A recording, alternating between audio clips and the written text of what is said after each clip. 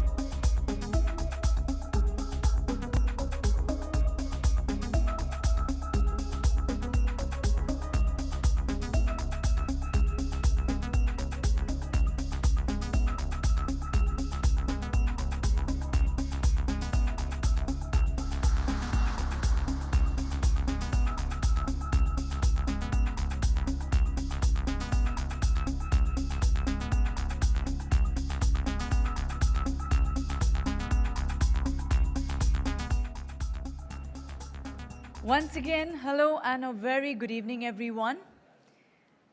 For those who met me since morning, hello again, and those who have joined in right now, this is Madonna, your host, and on behalf of HDFC Ergo and Great Place to Work, I welcome you all to the Wellness Confluence. Well, India has assumed the G20 presidency last year from Indonesia, and recently, the G20 Leaders Summit happened for the first time in our country in 2023. As we now move forward towards our 100th anniversary as a democracy, it is heartening to see the government place health and well-being as priority points on the agenda going forward, becoming a transformed society with a GDP of $20 billion in 2047. And there's no better way than to talk about it, and the person to do that can be no one else but our next speaker, because he's recognized for his significant contributions to improving Indian public health landscape, a 1983 batch IAS officer of the Bihar cadre, while being the secretary in charge of the Ministry of Health and Family Welfare. He also held the additional charge of the Ministry of Ayush for some time. Ladies and gentlemen, please join me in welcoming on stage Shri C.K. Mishra.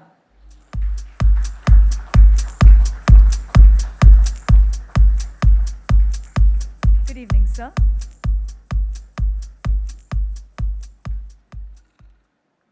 Thank you. A very good evening to all of you. And thank you very much for having me over.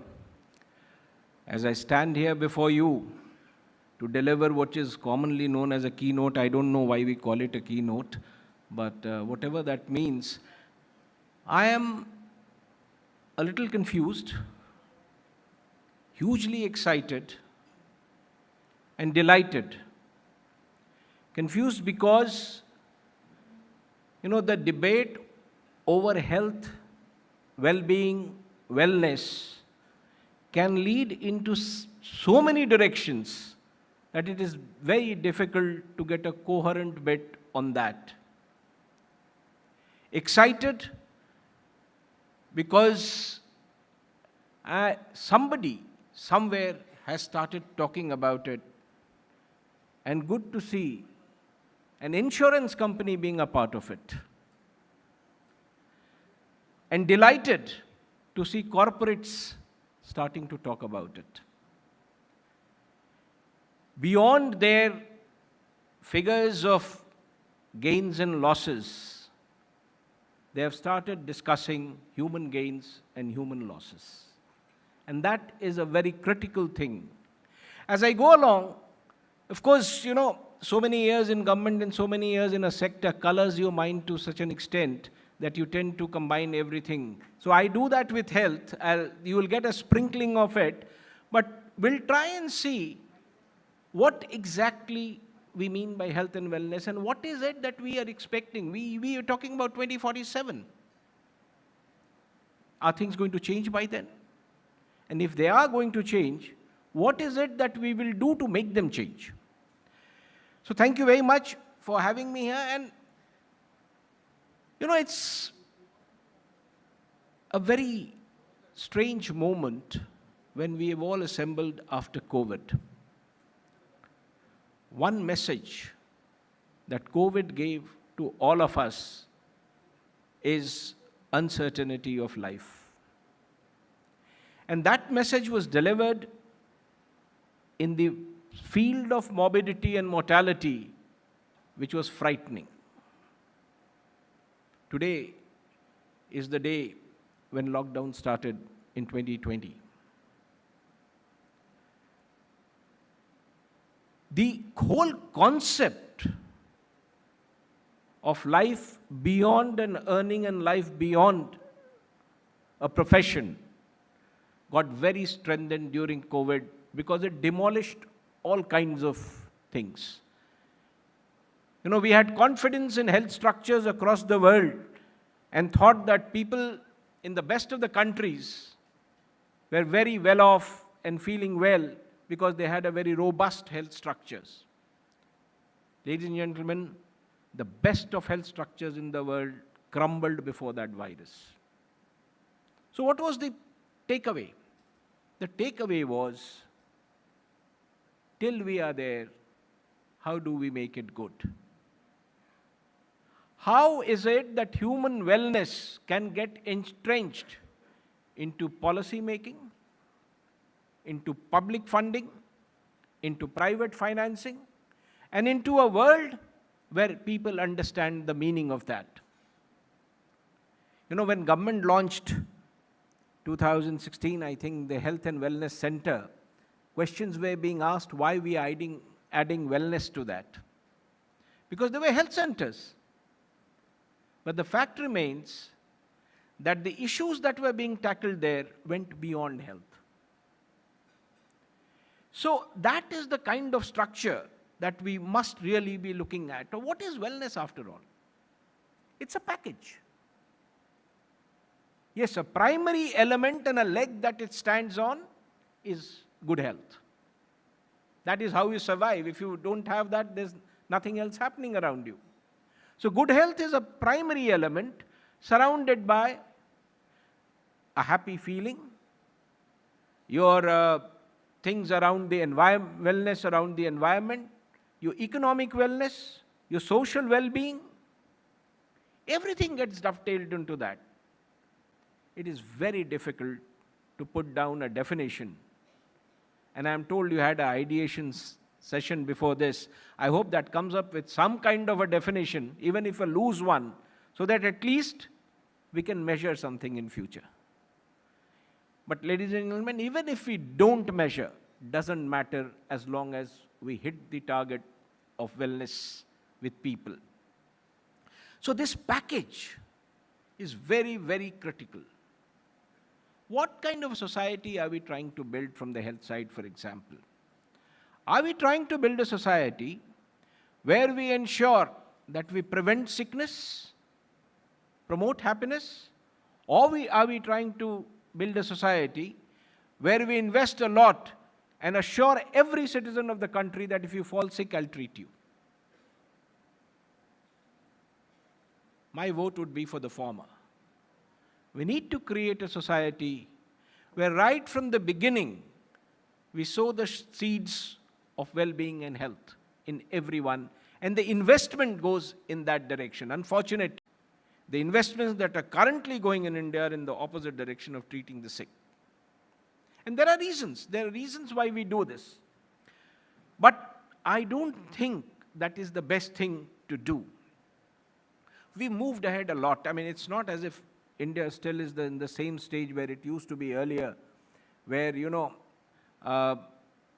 mothers died during birth and children died during birth. We've moved ahead and we've done very well in life. But the question to be asked is that enough? And the answer is, we haven't yet understood the entire magnitude of the problem. So we neither have an answer nor a solution today. We're still struggling. to find where we really want to go. In a corporate setup, for example, you say we want to see everyone happy and well. So there's a medical checkup. There are some sessions on motivation. But nobody is approaching the individual from the aspect of the individual. It's a corporate aspect approaching the individual, not one individual approaching another, or within the individuals approaching themselves. So these concepts, I think we need to really, really change. How do we really see this wellness growing in 2047? And what are the elements that we really need to keep in mind? First is, in our general society, and I am not limiting myself to metros like Mumbai or Delhi. That's not where our population is. You still think of wellness in these metros. You don't when you go to tier 2, tier 3, or the villages. So what is it? The first and foremost thing is that everybody knows, but overall, there is a huge lack of awareness. One example, why is it that in India, there is no health-seeking behavior? It's very low. That's part of an individual's wellness story. I am sick, but still I would not go to a doctor. There are many reasons to explain that. And the second critical element arising out of this is that there is no access. Where does one go? And who's going to create that access? To create that access, I firmly believe that we now need to switch to newer public policies. Then that access is not about brick and mortar. Access is not about creating 150,000 health and wellness centers. Access is about actually allowing an individual to seek a remedy that he wants to seek, and making that remedy available. Of a bucket list of 10, you may do only 5, but at least that 5 needs to reach that individual. So that is the kind of access we really should be talking about. And this is where we need to seriously think of new strategies of approaching that. And the third critical element that emerges out of all this is, where are the resources to create this access, to create this well-being, and to provide the physical infrastructure that is required to really get it going? Even on basic health, the resources that the government of India allocates is inadequate. Particularly so, and when wellness is concerned, I am not speaking on tertiary health. I am talking about primary, preventive, promotive health, which is the basis of a well-being of a human being. The resources are so low that nobody, can deny that it could be much more. I quite remember when we launched the health policy in 2017, and I announced to the press that we will get an investment of 2.5% of the GDP from the public sector. They told me it will never happen. I was very optimistic, and I told them it will happen. I now feel like joining them. We have to change our thought process. It's not so simple. You want all the results, but you don't want to invest in it. How do you get that result? So that is something that and why just government? Where is the investment in health or wellness coming from the private sector? Limited to geographies, limited to certain influential class. The majority of the people don't get to see that. And that is why, once again, I'll come back to my point that we need an expanded, coherent public policy.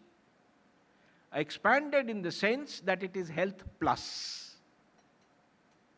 And there are many, India has been saddled with many kind of disease profiles, and people have been suffering for a long time. For years, we struggled with maternal mortality, infant mortality. God's been great, a lot of effort.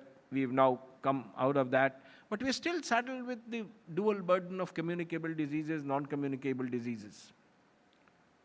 And diseases, mind you, is not just about the sickness that it inflicts in your body.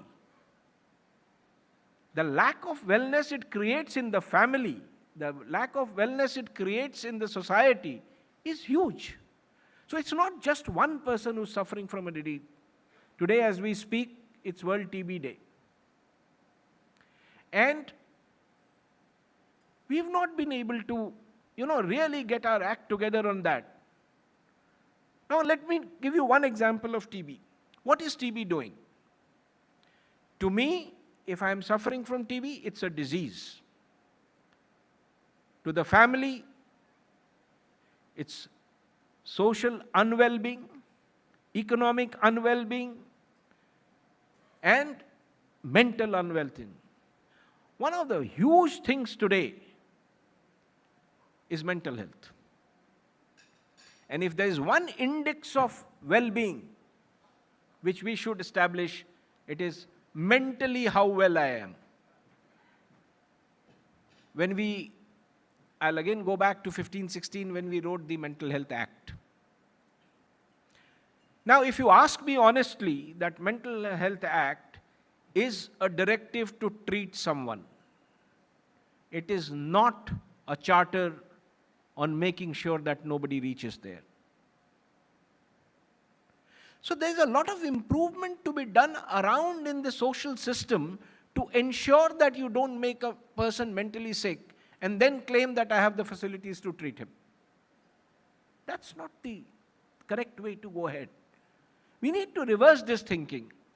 And let me tell you another thing. For a public policy, for a government, it may not be the easiest and the best of things, because with limited resources and so many claimants to that resource, any political dispensation looks at what is going to get them the dividends in the field. So it is for people like you, people like us, who need to stand up for this theory that we need to live in a society where mental illness is reduced rather than cured. Of course, if somebody is afflicted by that, cure must be there. So what does it take to create this wellness? What should we be really working on? First, let us look at one simple thing, that is the population. Now, is the pressure of the population a good thing for the well-being of the people or a bad thing for the well-being of the people? This is something that we need to decide. I mean, the happier the people, the better off in health terms that the people are, the productivity will, reproductive capacity will go down. So these nuances need to be understood. And as long as we can manage this, one issue, why is it that the TFR, that is the total fertility rate, is very high in some of the rural areas and some of the major states which have all the wrong things all the time? One of the reasons is that the second or the third or the fourth child comes in because the mother is unsure about the survival of the first and the second. So if you want to create that sense of satisfaction and well-being in the mother, through your policy you need to ensure that the first child who is born will live, will survive and will thrive. If you can ensure this, you don't need to run a population policy or a population program. If you can ensure that a child will happily go to class 12th, particularly a girl child, you will ensure that the family lives happily and the population is under control. So there are many connecting issues which we really need to look at very carefully. Second, we need to make sure that through our actions, we are able to save every life which can be saved. That creates a sense of happiness in the society, which leads to many positive things. I'll give you one health example since I'm from that sector. Immunization. It just ensures that the child is going to be safe and happy forever. So why don't we promote that? Why don't we ensure, when Mission Indradhanush was launched, this was the idea, that let there be no worry in the minds of the parents in a rural setup that their child will have a problem with relating to a TB issue or relating to malaria or any other issue for that matter, or a polio or whatever. So we need to create this concept. And when we talk about many things, we say, what is the taxonomy? I think it's time that we had a taxonomy for wellness as well. What is it that we want to do with it? Then, simple thing, nutrition, for example. You and I would not value that so much because you and I are not malnourished. But if you want the majority of the population to be well, you need to make sure that they stay away from diseases. Disease-free life, according to me, is the first sign of wellness. So these are elements which we need to put together before the society to really, really make them. And when you are in the health sector, you are talking about universal coverage. And the mantras are the same. Whether you are sitting in a corporate office trying to take care of your employees or you're taking care of the people in the rural areas. To every good thing, there has to be accessibility, affordability, quality, and equity. If we can follow these 4 principles, we will get to everyone. The only difference being that when we are talking about wellness and we want to put these 4 pillars to those principles, we need to know what we are aiming at. Because each one has a different result. So we need to understand that. And resource is extremely critical. The corporate world spends on health in CSR. If you ask me, and pardon me for saying so, you're ticking boxes. You have to do 2%, so I will tick this box. 1 ambulance sent to 1 village, my job is over. What is the contribution to overall health and wellness and well-being? Why can't we, rather than misusing fragmented resources, pool resources to create something which will actually create a bridge of happiness for people or wellness for people or even health and science for people? So I strongly feel that the way we operate our CSR is not the way we should be doing. And it's not just the corporate world to be faulted. If you look at the instructions that government has issued in terms of percentages of what can be spent, what cannot be spent, each one should feel free to garner resources the way he wants to and send it in directions that he wants to.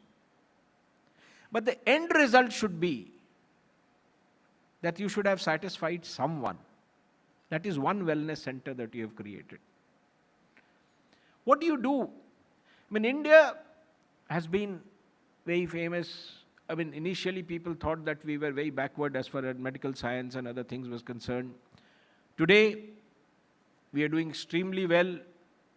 One of the biggest earnings of the private health sector is medical tourism. But another thing is happening very quietly, and that is we are becoming the hub of wellness centers in the world.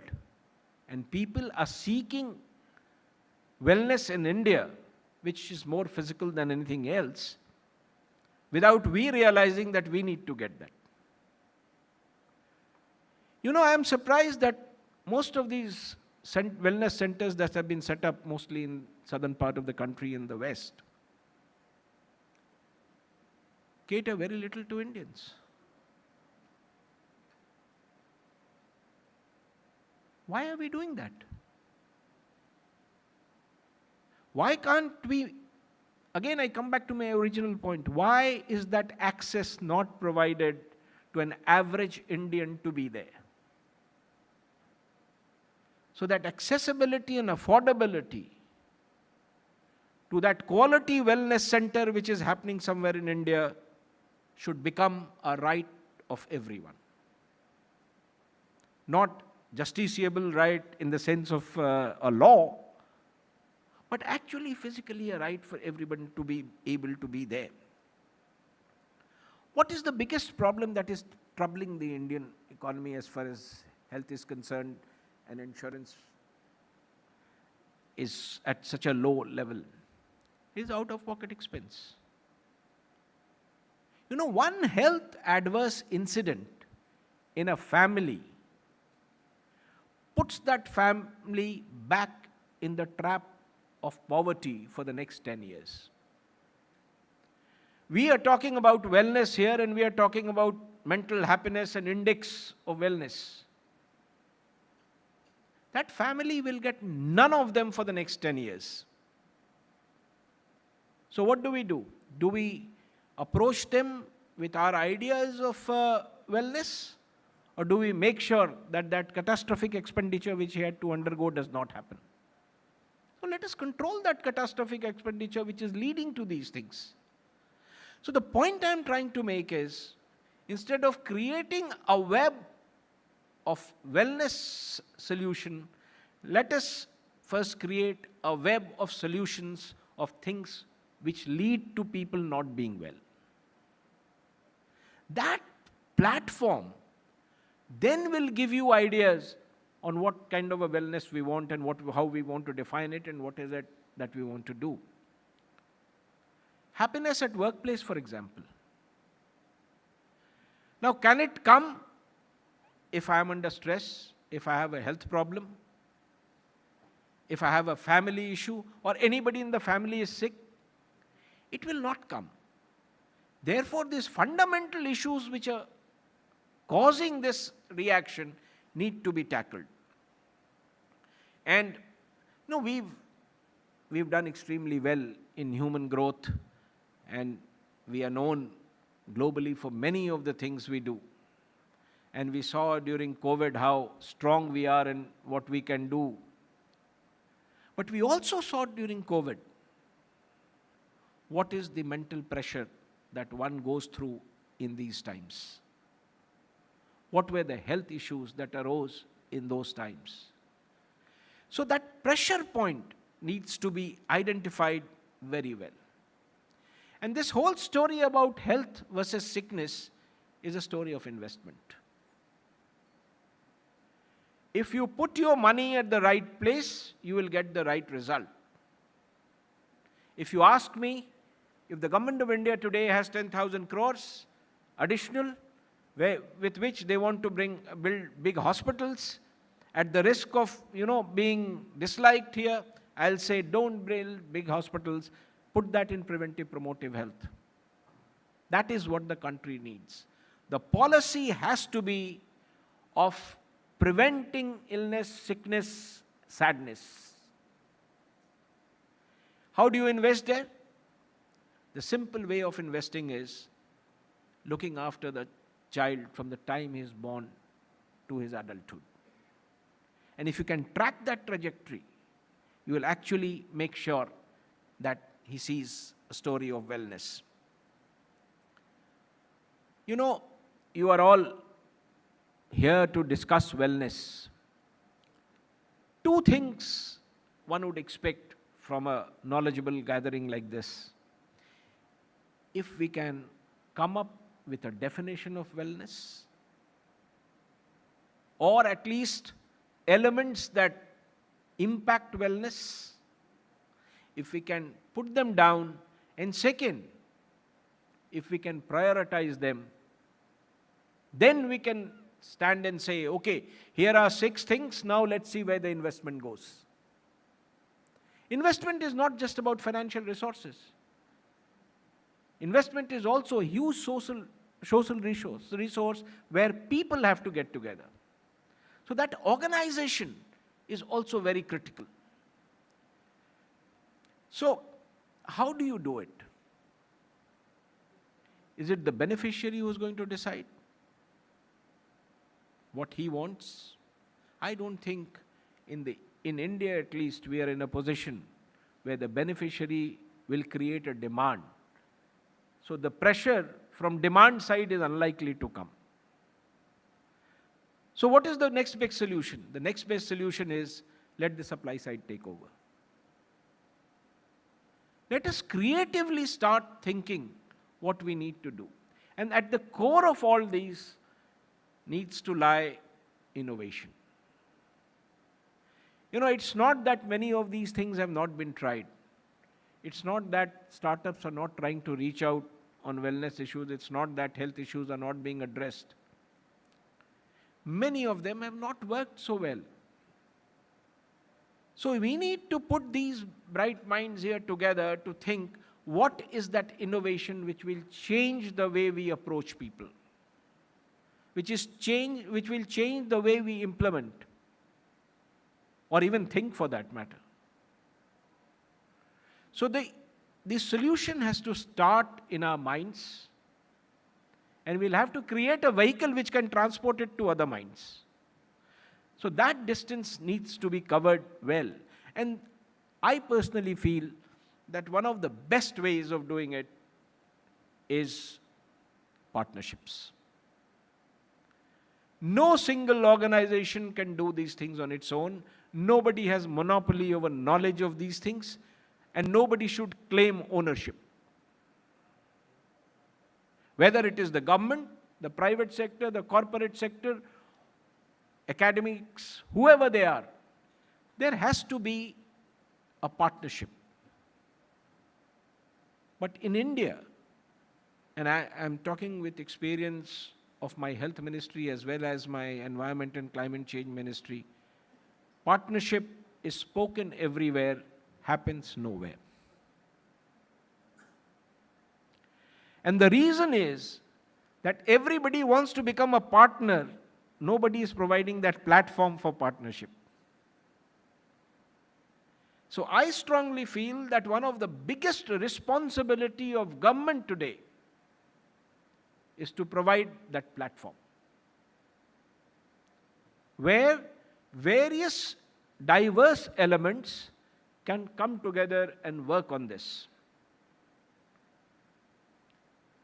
And today, one of the ways of doing is that the Department of Health and Family Welfare should be the Department of Health and Wellness. The day you decide that wellness is my principal core aim, things will fall in place. You will do what you are asked to do. And that ask will come from the task that is given to you. Let's redefine that. Let's redefine that in our individual workplaces.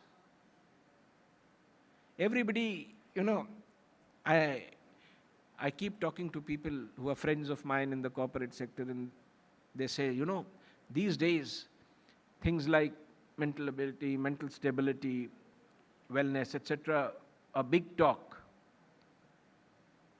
But the fact of the matter is that when the time for assessment comes, the assessment is merely on how you have done. Then you come down to freezing numbers. So if ultimately I am going to being assessed on numbers, no matter what it takes on me to be unwell, I'll reach there. We need to discourage this. It's not an easy thing to do. But if you want to reach there, if there is a desire in this audience to do that, I think that is one thing that we'll have to seriously think of changing our evaluation criteria. And the second thing we'll need to change is how we judge people. We are so judgmental about everything. When disability, for example, it's a preconceived notion in our mind that this means lesser level of performance. What kind of a thought process do we have? So wellness, when this audience discusses it, ladies and gentlemen, it's not for you. It's for who you interact with, who you target, who you approach. And I think your wellness depends on his or her wellness. So if we are able to look at a policy chain which takes all these blocks in mind, perhaps we'll have a solution soon enough. I don't know if that soon is very soon. But we can make attempts. Because at the end of the day, as I said, one COVID is enough to wipe out all aspirations, all happiness, everything. You may be the best, still you don't survive. Therefore, and this is something that has been said very often philosophically, and I am saying it as a matter of fact. Therefore, if that is my limitation, I might as well feel good till then. Let me be happy till then. So with that in mind, and health and wellness are critical elements to longevity. We are talking about population.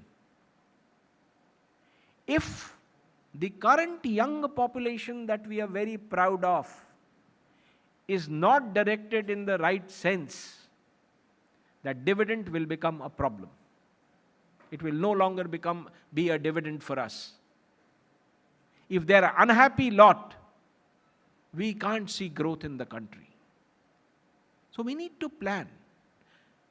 We need to plan to invest, create partnerships, innovate.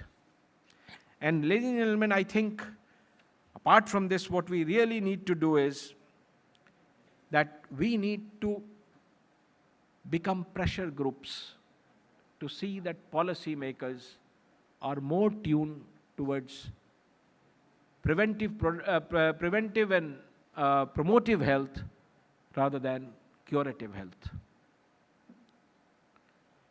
There is no country which can afford to have no curative health. Sickness must be treated. But it is this delicate balance, and you need to see if limited resources are there, where do you put your resources? I would say preventive promotive health.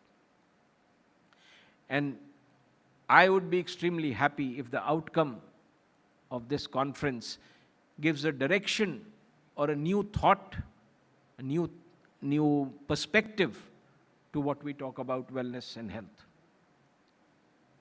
These are loosely styled words. Everybody uses the way we want to. I think we need to create a common dictionary. And it is gatherings like this which will do that. So ladies and gentlemen, if you really want wellness to be the theme of 2047, you need to think out of the box. You need to release resources and not think twice about it. You need to make optimal use of that resource, and you need to innovate, and you need to collaborate. If you can do all this, 2047 looks good. 100 is always a good number to be there. So thank you very much, ladies and gentlemen, for having me, and thank you for giving me this opportunity to speak to you. Thank you. Thank you so much, sir, for enlightening us with those wonderful words of wisdom about wellness and mental health. Thank you also so much for taking time out of your busy schedule and gracing this occasion with your presence. May I now invite Mr. Ritesh Kumar, MD and CEO, HDFC Ergo, to kindly come on stage and do the honors of felicitating Shri C.K. Mishra. Sir, can we have you back on stage, please? And can we have a huge round of applause for him, everyone?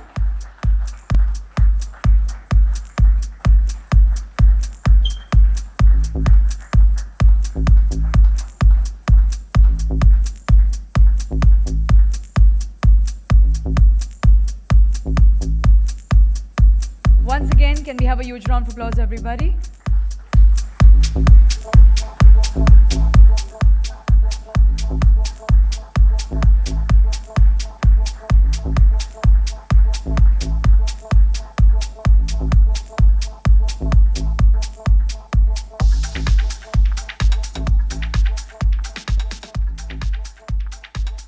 Requesting to kindly take your seat, gentlemen. Well, moving ahead, since morning we've had many sessions on wellness, mental health, some really exemplary ones. So, and we had a tree that we had placed things on, and now it's missing. So now I would like you all to tell me, what did you place on that tree? We had asked you, what do you wish I'm sorry. What do you think you wish that would drive wellness in our country? If anybody could share that with me. Anyone? Yes, sir. Well, what I put for my colleagues and for me in corporates is judge less, help more. Amazing. I really love that one. Can we have a huge round of applause for? For Mr. Prasanjit, everybody. A huge round of applause, I said. Come on, here it's all about wellness and positivity. I think it should flow throughout. Okay, I'm going to be careful now. Anybody else? What was placed on your tables? What do you think should work in terms of wellness in the country, even in the smallest way? If anyone could share it with me. Yes, I'll come towards you, sir.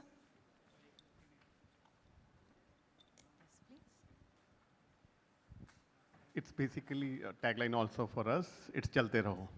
Chalte raho. Life mein jo kuch bhi ho jaye, chalte raho. And that advice comes from?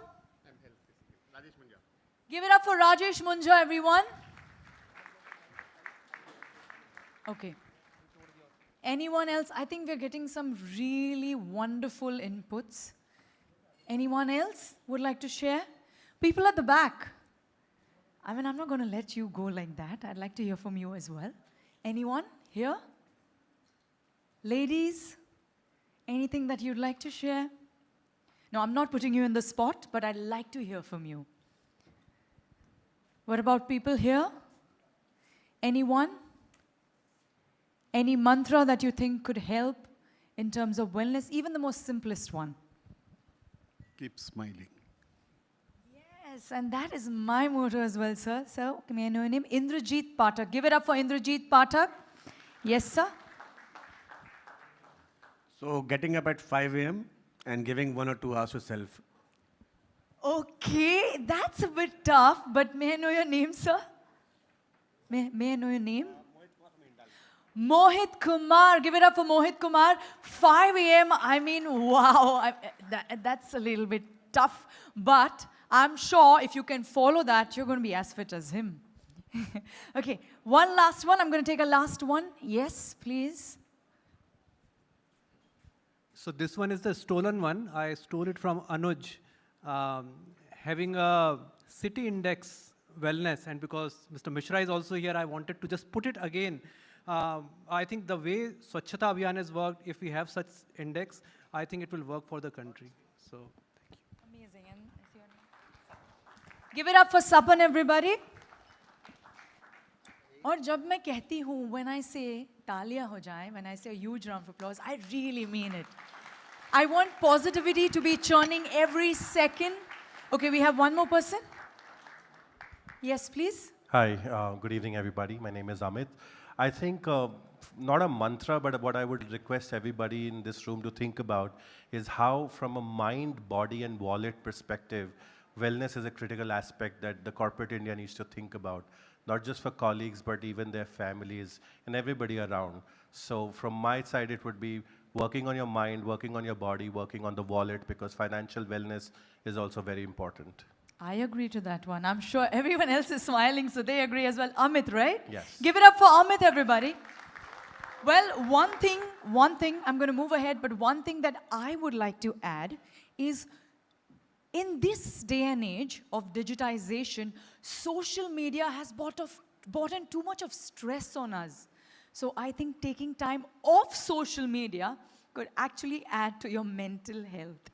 So yes, with that I move on. It's now time to prioritize on the power of collective action, and for which we will now have a panel discussion. To lead and moderate the discussion, I would now like to invite a special individual who will set the conversation, a versatile and transformative news personality with over 2 decades of experience. Please put your hands together for Navika Kumar, who is a name to reckon with in news broadcasting in India. Navika leads the editorial mandate of Times Now Navbharat. Can we have a huge round of applause for Navika? Good evening, Navika. Over to you. Thank you very much. And yes, conversations is what I'm all about. That's what I do for a living. But this is really a pleasure to be here when we are discussing health, and on top of that, talking about well-being. Well-being, extremely important. I don't know how many of us give enough emphasis to that state of life, well-being.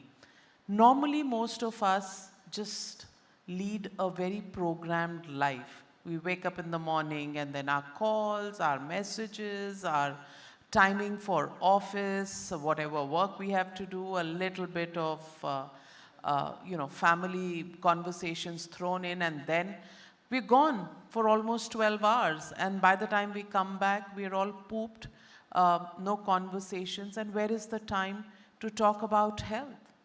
And leave alone well-being. But I've got breaking news. And that's something that I make a living out of, breaking news. And the breaking news is your deliberations all day today have led to the Ideas Lab coming up with some suggestions.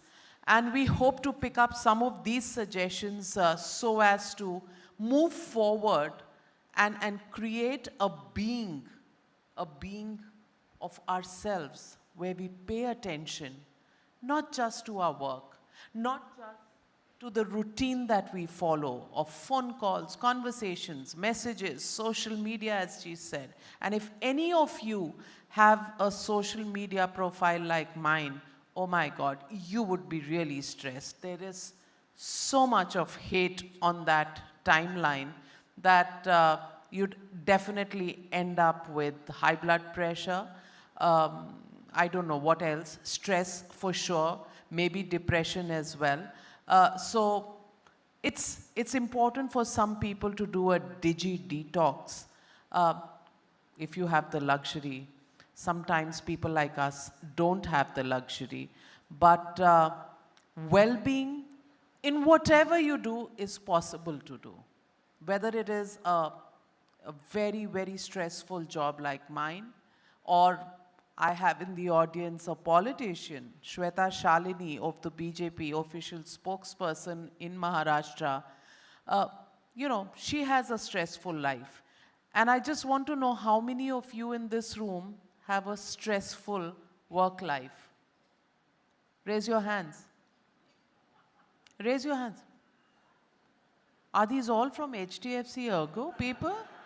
No stress at all. No stress at all. Boss, गाना गाओ, घर जाओ. Well-being बहुत अच्छा है.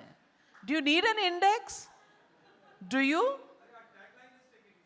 Take it easy. Okay, and you can get to the top with that? You can? Well, I don't know. If I was to give that tagline, I would be dead as a news channel, dead as a bat, if I had take it easy as my tagline. So our tagline is action begins here. And we are in action all day and mostly through the night as well. But what I'm happy to report, and if I can just take a couple of minutes to tell you what the ideation lab has thrown up. you know, it has thrown up, and I'll just take the seat if it's allowed. Can I? Okay. So they're talking about peace, happiness, peace of mind.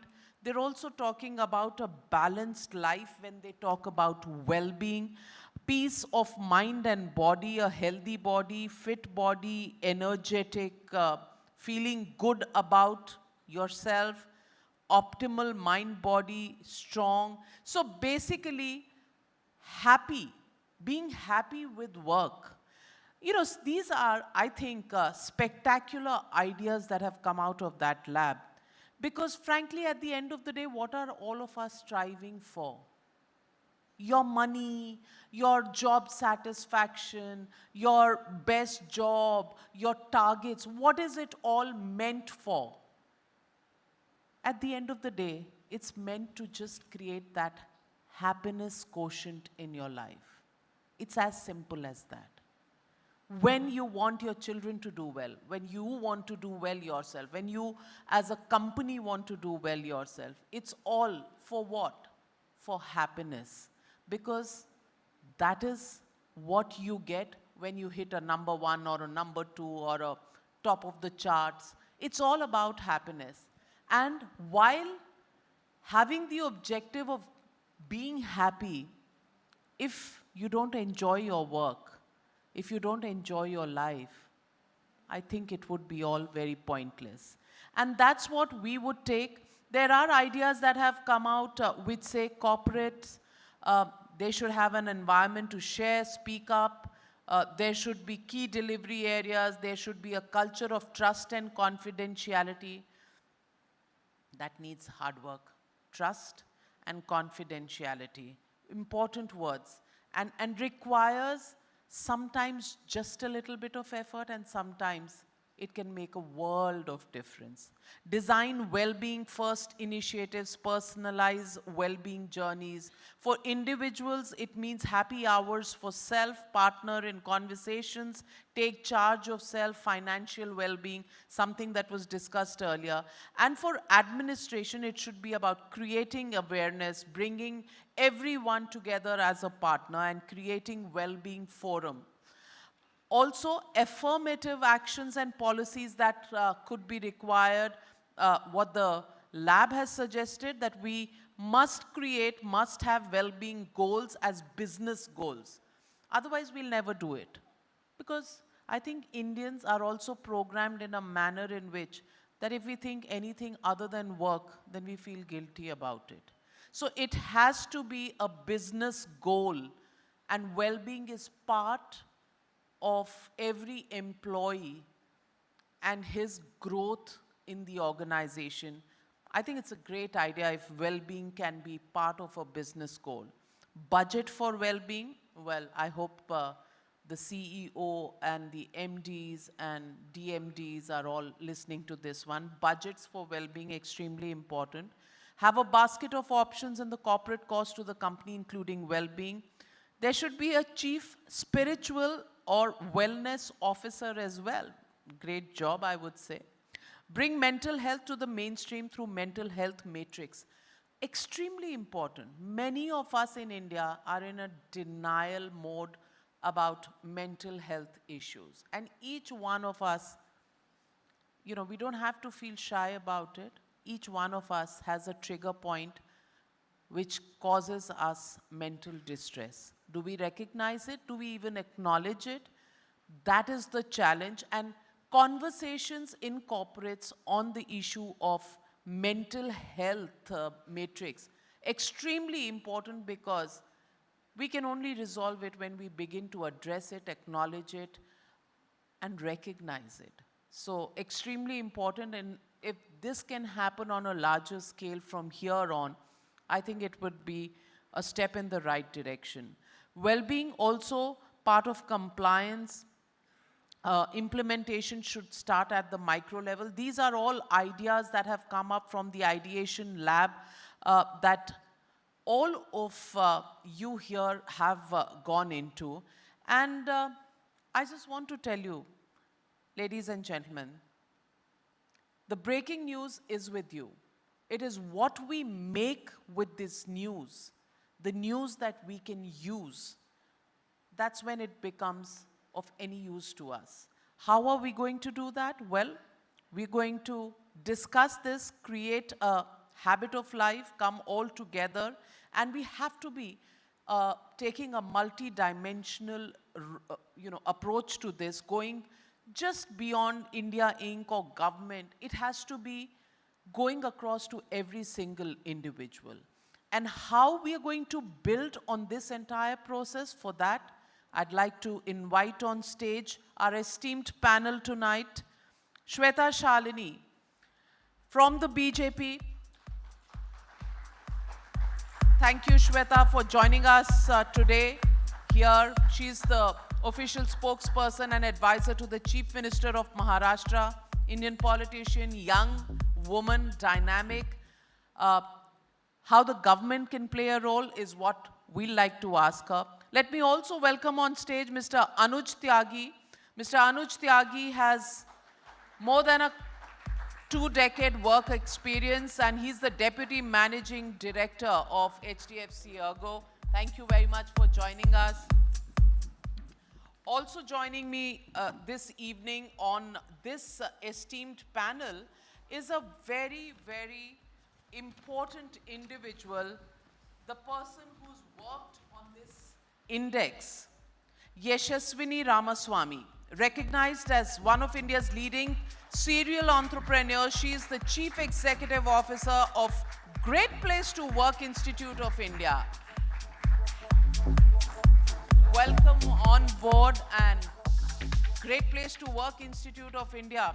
We need to all be your students and get a leaf out of her book because she's an entrepreneur and has contributed to the IITB Innovation Center and also serving as a governing council member of the ISBR. It's also time to invite Dr. Sanjay Arora, the founder of Suburban Diagnostics, a leading diagnostic center and path lab offering its services across Western India. He's also a TEDx speaker. Dr. Arora has spoken at various conferences and events, sharing his entrepreneurial journey, experiences, and learnings. Welcome on stage, Dr. Arora. Also, let's put our hands together to invite Ms. Arushi Sethi, the founder and CEO of Trijog, Know Your Mind, a progressive platform for mental health care and holistic well-being, transforming over 25,000 individual lives. Amazing. Lovely to meet you. She's also a board member and chairperson for the youth section for the World Federation of Mental Health. And finally, Khyati Rupani, founder and chief nutritionist at balancednutrition.in, Times Award winner. She has catered her penchant for health and lifestyle management by creating balancednutrition.in, which is now an app helping more than 20,000 people globally. And I certainly need to be on that app ASAP.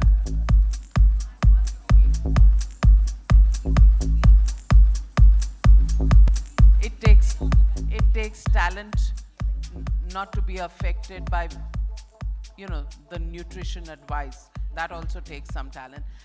Thank you very much, and let's all take our seats and let's begin this conversation. Considering this is about health and well-being, it's very important that Mr. Anuj Tyagi, you lead this entire organization. How do you see the health and wellness space shaping up in the next decade? Because the penetration extremely low, health, well-being, not many people are talking about health. Yes, in emergencies, and we've been through a pandemic. I think we're still going through some sort of a wave every now and then. But health and well-being, the way we are combining it, how much do you think that's going to be part of our lives, of our conversations, and of our business in the next decade? Sure. Thank you, Navika. I must confess, you look less intimidating personally as compared to the screen. So thank you very much for giving us the comfort.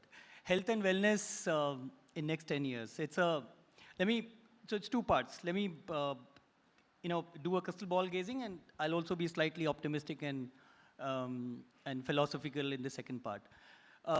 It obviously is going to be at the center stage because the way our lifestyles are evolving, lifestyle diseases are increasing. That's the negative part of it. But at the same time, with the communication medium that we have, the availability of information, the availability of infrastructure around it, is also now there to create more awareness about health and well-being, and well-being specifically, because health is a very, very large subject, as Mr. Mishra also said, and well-being is, so sir, at least in the ideation lab, we could try and arrive at some definition of well-being which says physical well-being, mental well-being, emotional well-being, and financial well-being. If we can connect these four dots together, maybe we'll have a larger definition of well-being. So that's the attempt we made. Let's see where it goes. So coming back to the point, this is going to be Navika at the center stage, right? The good part is that now there is an infrastructure. For us as a country, I think the way we've handled COVID, we've shown it to the world that we have the capability, we have the political and the leadership zeal to take a mammoth, a monster like COVID head on. So we have the capability. The issue is whether people are speaking about it, whether there is awareness about it. And it's a pity that you were not here in the morning, but if you were a part of the proceedings since morning, the way the corporates have collaborated, the way the corporates have come under one platform and trying to address the issue of wellness, trying to bring in the issue of wellness at the center of their decision making. In my opinion, in 10 years after 10 years down the line, every corporate will be talking about bringing wellness as a part of the key performance indicator of the leadership. I personally, some of us have a vision. I have a vision, and I could see it there on the wall that 10 years down the line, we'll have Indian cities competing for the healthiest city or the most, high on wellness index city in the country. So we will clearly have, in 10 years' time, we will clearly have an atmosphere where more and more people will be talking about it. We'll have corporates coming forward, making it as a part of the key decision making. We'll have governments creating policies. I was saying in the morning, why should there not be a situation where any company wants to get floated or company wants to get listed, the regulators will ask, show us your wellness score. It becomes a center point of where the organizations stand. So collectively, this pool of people, and I must tell you that we started the initiative last year, and in 1 year's time, we've got 9 lakh voices contributing to the wellness study. Now, this 9 lakh, hopefully next year will become 20, 25. I don't know, Yashashwini, what's your take on this? So this is a movement which has started, and such small movements, I'm sure, will be happening in various other parts of the country. So this is going to be a huge, huge movement, and this is going to be at the center stage, Navika, in my opinion, in 10 years' time. Well said, Mr. Tyagi. I'm only intimidating for politicians, Thank not you for very much. regular people. So just to comment on that. And Shweta, considering we're talking about health, I'm unlikely to be intimidating to you either. It's not a regular political discussion. But Shweta, my question to you is, how do governments make policies? Because well-being is almost seen as something of a luxury. ये अमीर आदमियों की बातें हैं, ये अमीर घरानों के चोंचले हैं. That is how our society has normally looked at it. And we, in our country, possibly don't even refer to the word mental well-being simply because going to a counselor, going to a psychiatrist, as we are known to call them, is seen as a social taboo. मैं पागल हूँ क्या? आप मुझे भेज रहे हो counselor के पास? That's the kind of response people normally get. How do governments get into this space of well-being, mental health, and create awareness about this being a regular health issue like a cough and a cold rather than a taboo topic? Am I supposed to scream here also, or will I get a mic? Okay, great. Thank you so much. So let me answer first from the government point of view. And I think Anujji said it right. See, when you're looking at it from a government point of view, How does government make regulations, Navika? The government makes regulations based on statistics that are thrown to us. Now let me give you a simple statistic. 38% of the country's children are stunted. And there is an equally important statistic which says 42% of the children are obese. Now, 38% which are stunted are equally distributed between the rich and the poor.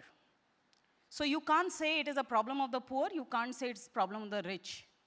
And that is the reason why when government look at these statistics, they make programs like the Poshan Mission or the National Nutrition Mission to ensure that all stratas are covered, all segments are covered. So most of the regulatory policies that you actually see cover all these stratas of the society. Now, if you actually go further into these statistics, you will realize that wellness is very individual to each person. And that's exactly what Anuj just said. Because it's not only about physical well-being, it is also about your spiritual well-being.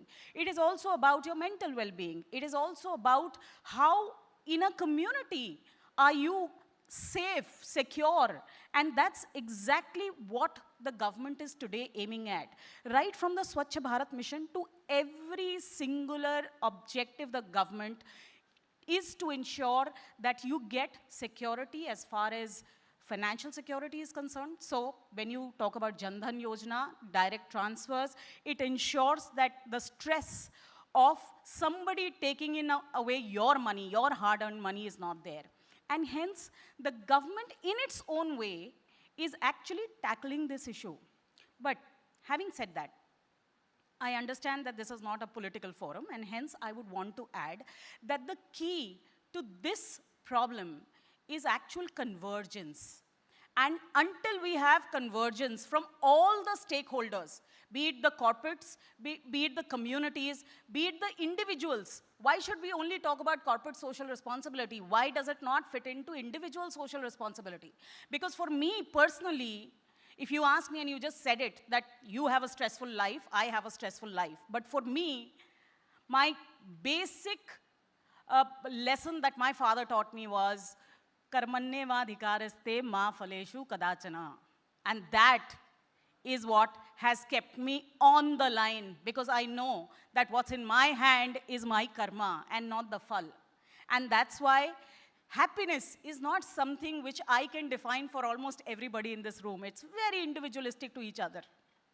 And that's the reason why I think convergence and collaboration is the key. Until we all come together with our individual definitions and go back to our roots. I think if you actually look at the food that is being sold to us, the fads that are being marketed to us, the words that are being used to market things to us, we need to somewhere stop, look back and go back to our roots. And that's exactly what the government is now saying. They're saying that in the PDS scheme, now we want to have Sri Anna, because that's where we started. That's where we belong. And that should be the focus. For 70 long years, Navika, I want to tell you this, again, not being political, 70 long years, the PDS system only had wheat and rice and no dal, no protein. Why? Because protein would ensure that the large community would grow at a certain stage. And protein is more fulfilling. So if you actually look at it, PDS only gave rice and wheat. Why was that? These regulations were changed. And this is what is fundamentally required, and I think that is being done. What we require further is more stakeholders to come together, and that's when the real change is going to happen. Well said, Shweta, Shalini, and I can understand your desire to get into a political discussion today. Well, news-wise, it has been a spectacular political news day, And Shweta is showing her desire to get into anything political, even in the issue of mental health well-being and issues of health and well-being. The temptation is there for all of us. But staying the course of this discussion, I want to ask you, Yashaswini, how can organizations actually build a network? Because as Shweta also pointed out, it cannot be somebody else's job. You know, the CEO is going to do it, or there is going to be a chief wellness officer, or you know, there will be one day in a quarter when we will sit, have a roundtable discussion, and then, you know, we'll forget about it and then move on with life as usual. How do we make this whole routine a part of our lives, of our daily existence, and of an organization's you know, things to do on a daily basis? Yeah, thank you. And good evening, everyone, and lovely to be here. Navika, I think at Great Place to Work, we see it as a movement. I know you said institute and all of that, but a small correction is on the ideation lab of it, we finished phase 1. So watch out, there's phase 2, which is going to have a lot of other voices that's going to come up. And we've published some fantastic research in the area of well-being, which covers 9 lakh voices, and this is our year 1. I think the way I see it at Great Place to Work is fairly simple. I see it as 3 C's, and pardon the jargon for it, we're known to throw jargons. I think first is communityship. I see Great Place to Work as a movement that is building communities. And I was sharing this with our friends in the morning, saying that if every responsible employer does his or her or their bit to create a great workplace culture, which is inclusive of well-being, employees are also citizens of our country. So thereby, I think the role that we play is extremely important, and we are microcosms of our country called India. So I think there is a huge sense of responsibility and communityship. And today we're gathered here to celebrate India's unique companies which have invested a lot in creating workplace cultures and well-being, which is going to follow us. So if you look at the room here, Navika, it has practitioners who walked the talk. This is just not talk. This is an audience that's walked the talk, that's practiced it, that's given us data. And I am so grateful for this opportunity that we're all gathered here to celebrate that. Big round of applause for yourselves, audience. Absolutely. Thank you all, and I've had my friends, you know, flying in from all over, Krishna, Prashant, all of you, Vishy. So, you know, so it gives me confidence that we're going to move beyond the talk. So there is communityship, there is citizenship, and then there is celebration. And that's the way I look at it. And at Great Place to Work, we're just committed to a movement. We don't see us as a corporate organization doing a corporate transaction. We see us as an organization filled with purpose, with a vision, which is to make India a great place to work for all.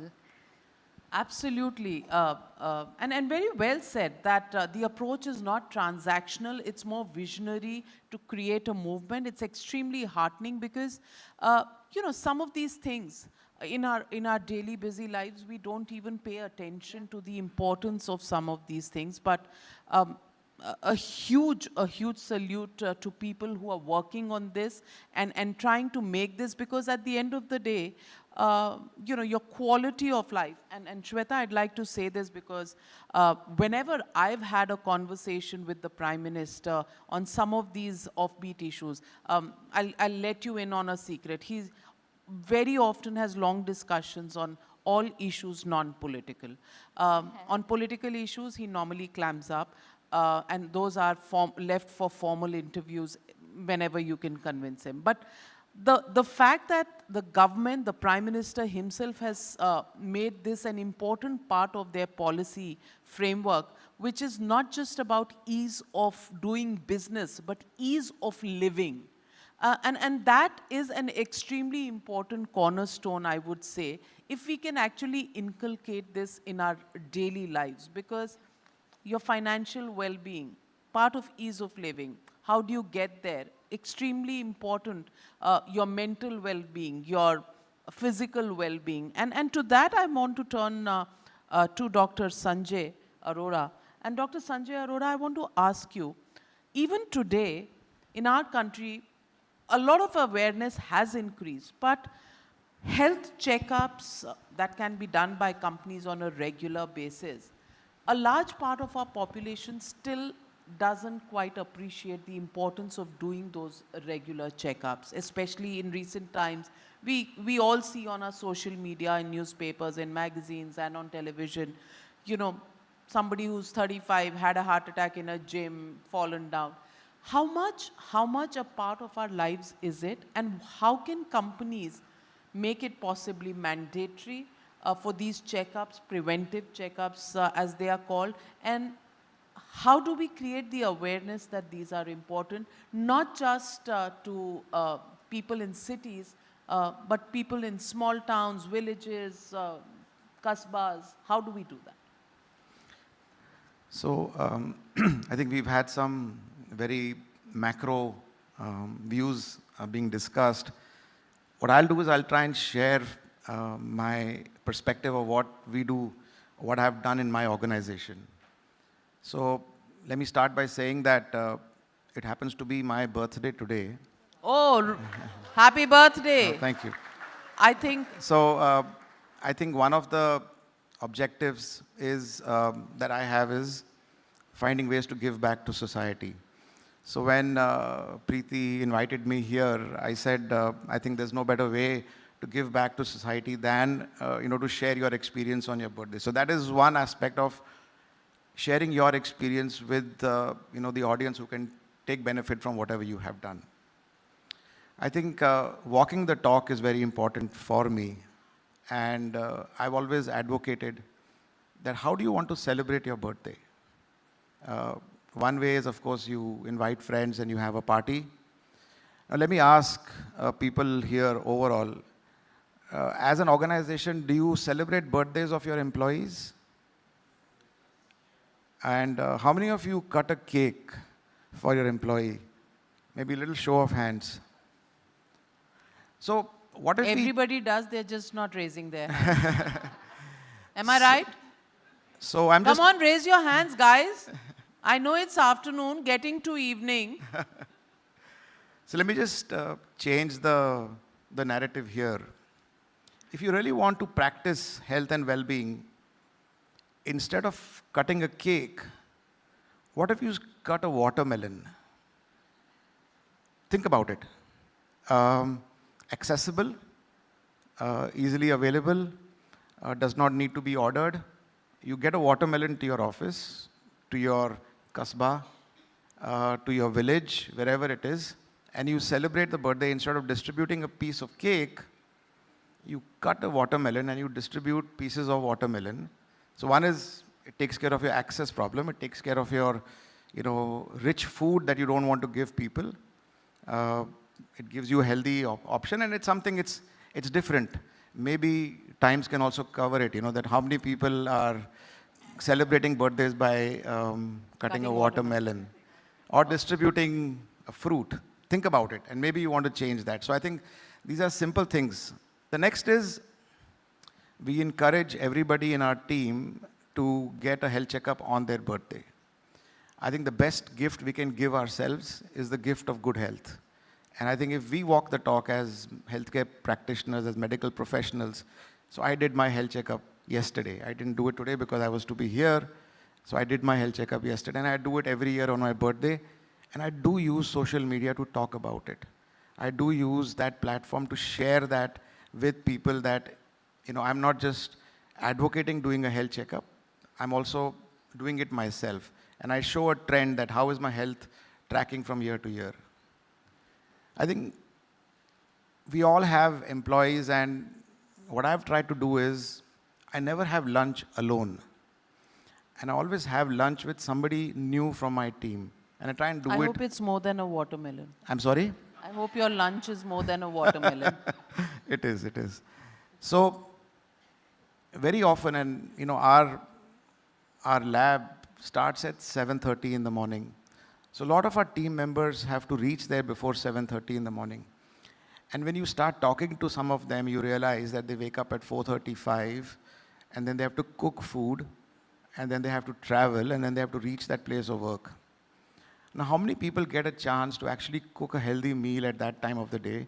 Many people probably cook the meal the previous night, maybe reheat whatever is left over. So what is the nutrition that is being, and nutrition is a big part of our health and well-being. So how can we as corporates look at this, that people who are coming in the first shift early morning, people in your profession who work 24 hours, what are we doing to provide them some sort of a balance in nutrition that can help them, because many people may not get a chance to cook a healthy meal or a nutritious meal.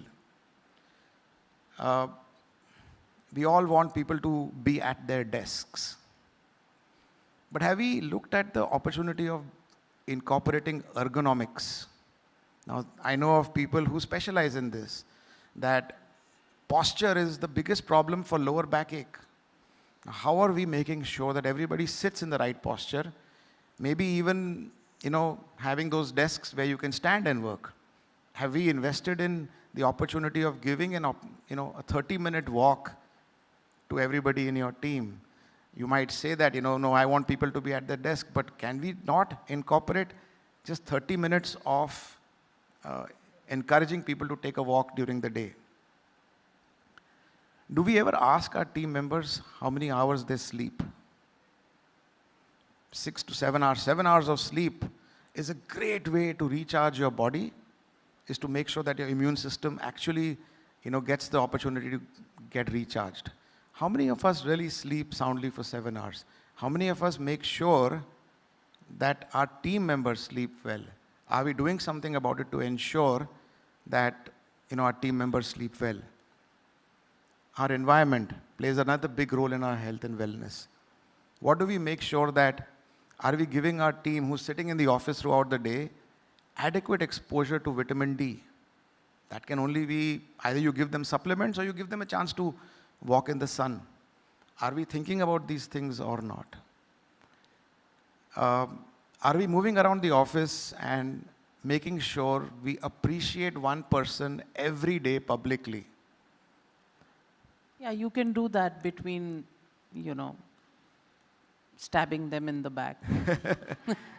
Can you? So I think it's very easy to just go around, appreciate people publicly, pat them on the back. It's a great feel-good factor. And many corporates work 5 days a week, right? I would sincerely, this is my experience, please do not give any hard feedback on a Friday. You don't know what goes through that person's mental state with him and his or her and their family over the weekend. Give them a chance to come back on Monday, have a chat with them, even if it's hard feedback. You have the week to, you have the next 5 days to work with them. But if you give feedback which is very bad and you don't know what to do over it, and you don't know what that person is going to go through, and we have a mental expert, she'll be able to probably speak more about it.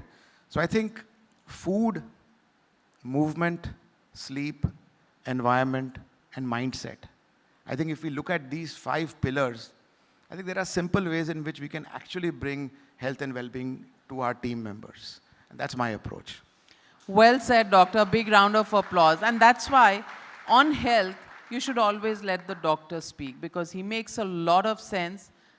We people were just beating around the bush, but you hit the nail on the head. And you spoke about 2 very important things, health, mental health, and he spoke about nutrition. So let me get to nutrition first, because important part of our daily lives.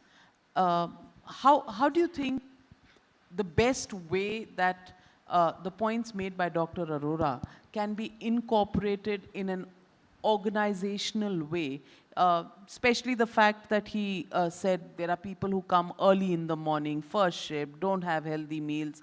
How can organizations actually create an environment and be the support system for such employees? Certainly. My name is Khyati Rupani, and I'm sure everybody knows I'm a nutritionist, but I won't bore you guys with bad diets, boring food. And intermittent fasting. हाँ ना, intermittent fasting. So I would like to add one more category here, ठीक है? And that category is women. Women and nutrition is so important in our country today, but it is the most neglected. If you see, we are always anemic, whether it is the higher economic background people or whether it is those who are in the slums. So let's start with each and every one over here. First of all, I think at the government level, nutrition labeling you were saying, usko theek karna chahiye. Today I find purchases being made which are so expensive, but ye to cholesterol free hai. This particular oil is cholesterol free, and then I look at them and I say, all oils are cholesterol free. A degree I have, I'm not lying, but all oils are cholesterol free. Nobody knows this. क्यों marketing करनी है? क्यों 600 रुपया litre कुछ भेजना है? You know, cholesterol is an animal product. So what we see when we see our lipid profiles, we see LDL, VLDL, triglycerides, they come from your oils because you tend to use the refined oil, you tend to use oil in Indian khana, oil is everywhere. Secondly, cholesterol जो हम बोले जाते हैं, we say अरे घी खाना बंद कर दो और we have काजू खाना बंद कर दो, काजू में तो cholesterol है ही नहीं. So see, we battle so much of this every day that I keep doing endless videos. And endless videos would mean please circulation. And circulation would mean app. I saw outside, there was a BMI calculator, but we already have it. So why waste time? Just spread the word, get your BMIs done, get these facts right. Even butter, cholesterol-free butter, brand का नाम नहीं ले सकते, but and I say it in Hindi so that the video reaches everywhere. सब सुन पाए. So it reaches everywhere, even in Canada sometimes. And I just tell them that why have that? Because पता है मम्मियाँ, सासू माँ, they used to hate dalda. They said, dirty, you shouldn't have dalda. Why? Because that's hydrogenated, that's oil that has gone through a very, very bad process. So, but you're getting dalda in the house for your child now. You're applying it on your butter and thinking so good about it कि यार चलो पति को cholesterol नहीं होगा. नहीं, उसकी arteries फिर भी clog होगी. Because it is hydrogenated fat. Now see, everybody here is like, oh, okay. But ऐसा ही है.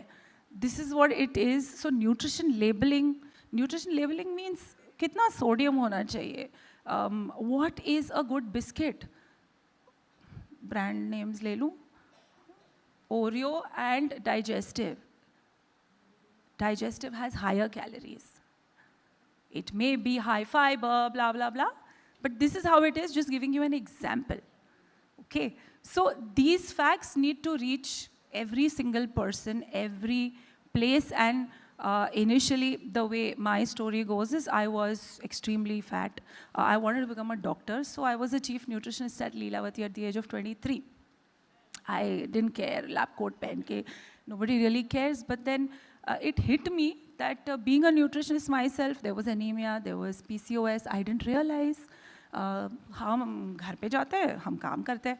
So that's when it hit me that who was getting tested, who was understanding all this. And जब खुद पे करो, so I was 98, and now I'm here, 98 kgs to here, free of all those. So nutrition plays a very, very, very big role. Now hurdles that I come across is we have 18% tax on the programs that people buy. Now, the woman will say, मैं पति को जाके पूछ के आती हूँ. This woman is hemoglobin, I think उसका hemoglobin होता है about 7. She has already seen, cholesterol is already there. She is going through probably endometriosis. She is going through hormonal issues. And this one says, मैं पति को पूछ के आती हूँ. And when my team says, okay, take it easy, fine. दूसरे दिन, it's too expensive. Afford नहीं कर पाएंगे, and plus आप फिर हमें खाना दोगे, which is expensive. So this is what at least we have started. We don't do ads. We are also a company that's just 9 years old. bootstrapped, whatever you say, those words. We still are, coping up with the clientele that we are getting. Indians abroad are using because we are totally online, but at the same time extremely personalized. तब जाके ये सब पता चलता है. Somebody saying this about health and then not realizing that tomorrow they are going to land up in the hospital, pay 10 times more. So what I did was tier 1, tier 2, tier 3. But ye gyan we don't get in our BSc. So I said, okay, tier 1, broccoli khani hai, fine. Tier 2, cauliflower khana hai, fine. Third, I feel at the root, grassroots level, na, ye fads ban karne chahiye. Sometimes I see some very important personalities sharing something on social media, like, thyroid, cauliflower mat khao, soya mat khao. So if that was really a fact, और हम इतना cauliflower खाते, wouldn't Punjab be hypothyroid capital, आलू गोभी खा के, come on, common sense. कितना खाना चाहिए? It's all about how much, and why aren't we are so careful, right? Every husband is so careful about बच्चे का insurance in terms of education, बच्चे का insurance in terms of उसको पढ़ाओ लिखाओ, खाना खाने कौन सिखाएगा?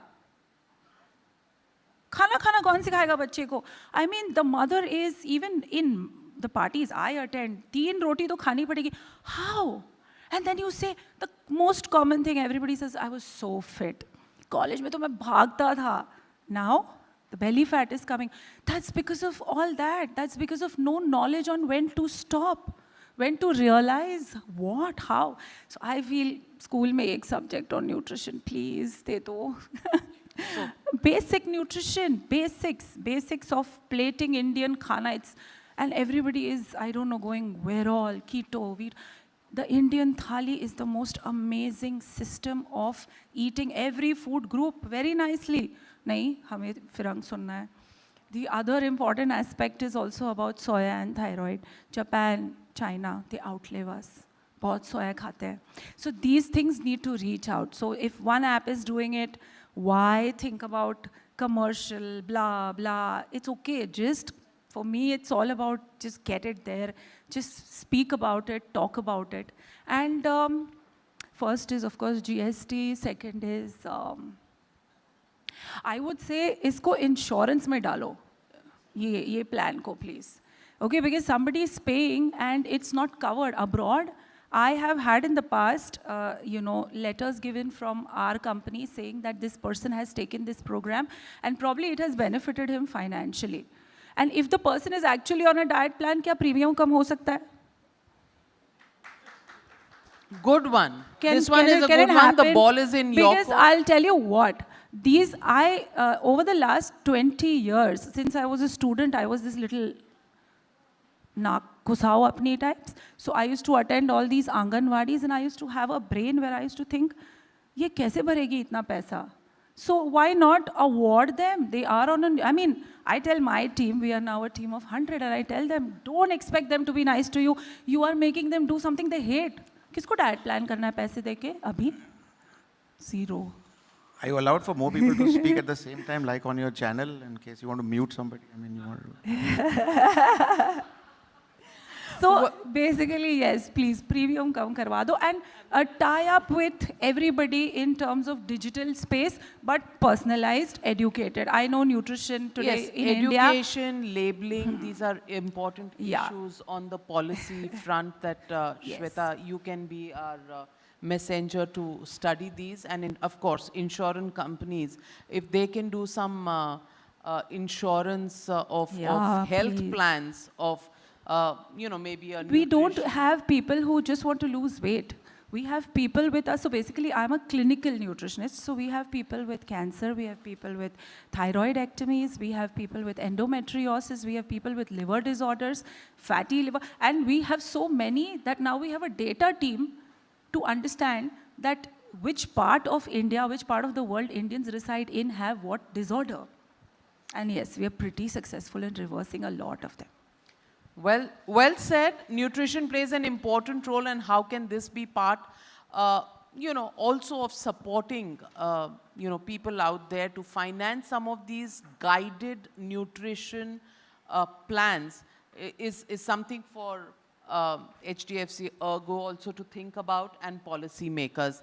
Let me ask you now, Arushi, coming to the most sensitive of issues of mental health. How do you recommend to this room full of people 3 small steps and simple steps to figure out their mental health? I'm sure we don't even pause to think about something like this, but how can we do it just off the cuff? Hello, good evening. How's everybody feeling today? I want you all to write that down. We ask ourselves when we walk into our offices, hey, how was your day?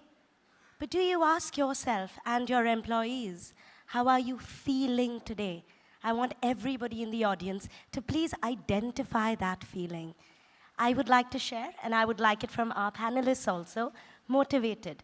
Namika, what are you feeling right now? How are you feeling today? Energized, motivated. Navika just told you it's been a good day, so I'm feeling happy. I'm cognizant of the time, so I'm feeling a little stressed. I think we are overshooting the time. So.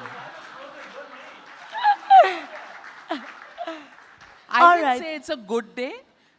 Again, politicians twisting. I just said it's been a newsy day. There has been big political news. Now that news makes her happy, and this is how anchors get badnaam, and they are called all sorts of names. She's feeling happy because of the news. I'm just looking at a long evening of prime time debates on the news. That's how I'm feeling. And how are you feeling, sir? Encouraged. Seeing all the proceedings since morning, I'm absolutely encouraged. Encouraged, that's a beautiful word. Thank you. One word, please. Really, I just go Lots on of and love on, right? as well. One word, a little dejected. Nobody knew so many things here, which is so basic. And that's all right. We need to be honest. I'm feeling reflective. Reflective, all right. Thank you so much for that, guys. So I am going to jump into Namika's question in just a minute because we all are cognizant of the time. But I want everybody to answer this question. Do we all have a physical body? Yes. Do we all have physical health? Yes. Do we all take a shower every day? Have we all showered before coming here in the room? All right, it's great to know that Not one hand went up. Not one hand. Not one guys, hand went up. Have we showered this morning? Yay! All right. Still some people there who haven't showered. While we're going through, the pandemic and multiple other things, we have started giving attention to our physical health. Sanitization, vaccines, masks. Now let's come to asking you all a very interesting question. Do we all have a mind? Leaders, I need to see your minds, guys. Come on, it's coming to what can we do? Yes. So is it safe to say that we all have mental health? Yes. When was the last time you showered your mental health? When was the last time you cleansed your mental health? I think the silence says it all. I want to echo something that I heard that Shweta said. She said we need to make it an individual social responsibility. I'm going to add to that, if I may. We need to make it an individual self-responsibility because it is going to begin with you. As individuals, we are we. We then become and hold titles of CEOs, leaders, CHROs, CXOs, and all of the numerous things we call ourselves. So what can we do as organizations in 3 simple ways to make sure that mental health is a reality and a right, not something that we are doing just for diversity and inclusion, or like our Honorable Minister said very well, tick box. We deal with multiple public and private organizations across the sector of the board, pan-India and globally. And Trijog does work with some excellent leaders who have been able to emulate the 3 things that I'm going to share with us now into your practices. Team, let's call this reflection within by the leadership team, all right? Let's create a reflective board. Like Preeti said, she's feeling real. The other day we were having a conversation and she said reflection, and I believe reflection is the key. So number 1, understand your ecosystem. No mental health service access is going to be okay for all. No diet is okay for all. No physical policy is okay for all. What is your ecosystem? What is your sector target? What is the background, the culture of our employees who are coming here? What would work for your sector? For a company which is a TV network, we just spoke about the stressors. It's going to be very different for a company in manufacturing. It's going to be extremely different for a company in media and entertainment. So what is your ecosystem? Define that. What is the type of work you do? What is the background of your employees? As founders who lead organization, pin down your stressors for your sector. All right, that's number 1, identification. Number 2, understand your culture. Are your employees experiencing stress? And if they are, why? You all can meet me later in the room to understand what have been the top 6 reasons why employees are experiencing stress. But is it company agnostic? It should be. It is not industry agnostic. It should be industry and company, individualistic. All right? So what is the culture of your employees? Understand your own culture, number 2. Number 3, provide support, which is why we all are here today. And how is it that you can provide accommodations to mental health care, and what are the kind of policies that you all can provide is what I'm going to share with you all in 5 simple steps, if I may. Access to employee assistance programs, which is one-to-one counseling. Make sure that the leaders are involved. It is part of your onboarding structure. It is part of your recruitment policies. 1 session is mandatory. Check-ins are mandatory. I'd like to give Great Place to Work, who's also our partner in mental health, a big round of applause. They have this year opened it up to every family member. Employee plus 7 family members who will get access to this mental health support. Very well done. Number 2. What is the insurance that covers your mental health benefits in the company? Number 3, what do you term as leaves and no question leaves, like mental health leaves? And number 4, in the case, right, anybody asks for a role change as leaders, we need to be very mindful of why are they asking for the role change, and does it have to do anything with our mental health? So this is what I would say, providing the right kind of access, one-to-one counseling, well-being sessions, sensitization sessions, but let's start from the top. It's ecosystem, organization, individual. And I can assure you, we are seeing change. As a little girl, I always dreamed that mental health would reach mainstream. Today we're here with amazing stakeholders. I can see cross-organization representation, and that fuels my heart. This is the change. Y'all are the change. Let's make mental health a part of our DNAs, and that is how we will actually be including it on a self level and making sure that we're building a psychologically healthy ecosystem, let alone a workplace. Thank you so very much. Well said, Arushi. For the youngest member on the panel, that's a very, very passionate intervention. And actually, it all boils down to passion. And I want to ask you, Yashaswini, before, I know time has stood still and every good discussion has to come to an end, but I quickly want to ask you, Yashaswini, we've heard a lot of ideas coming in. Considering you're doing the research and will take this whole movement forward through your work, of course, with lots of support coming in from people here and people who are going to join this movement, what do you think are the next steps to push this movement forward? Gosh, that's a long question and the time is frozen. But I'll give you 45 seconds. Oh my God. That's the standard time we give people on our shows. 10 seconds up, by the way. Okay, so what should I say? Jai Hind, Jai Maharashtra or something like that? I don't know. But look, I'm not going to have a very cohesive, intelligent answer to your question. But what I really encourage all of us to do is wellness is something that we'll have to believe in. Like, I'm sorry to be quoting my quote again. You like someone because of, and you love someone in spite of. And I think we need to start loving ourselves. It starts with us. And look, if we start taking ourselves so seriously, I think the root cause, and I'm going to leave it there because I think this is a journey. It's really not a destination for us to reach to. And I'm not going to stress myself out on a well-being initiative. But I think, I think the root is a lack of a feeling of belongingness. I think the moment you feel isolated, the moment you feel excluded, the moment you feel you don't belong is where a lot of this stress starts, whether it's at a policy level, whether it's at a country level, whether it's camaraderie at workplace, or whether it's us saying, hey, we don't belong, this time is not ours and we need to get down. So I think the root cause is once you start feeling excluded. And my take is, look, don't take yourself so seriously. There have been people before us, there'll be people after us. It's fine.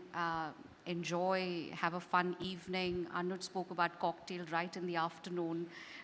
So I think it's for us, and I think we should genuinely reach out, support each other, judge less, help more, like we heard. And let's make this a movement because it's about us. It's not about some policy that we're trying to make. So Navika, was that all right?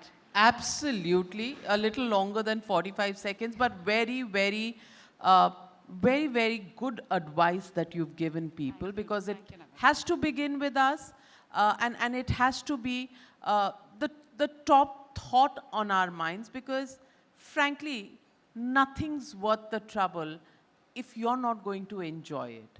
Your work, your earnings, your position, your, whatever you acquire or wherever you reach is going to have no meaning unless you're going to enjoy it. So it's extremely important to just enjoy it, and for that, simple pleasures. Just look for simple pleasures. For example, just being here, just that little bit of an exchange here and there, it should actually make you feel, oh, I had a good conversation, and that gives you some happiness. That's the way it should be with colleagues. But, I'd definitely like to invite you to study the media sector or a television newsroom.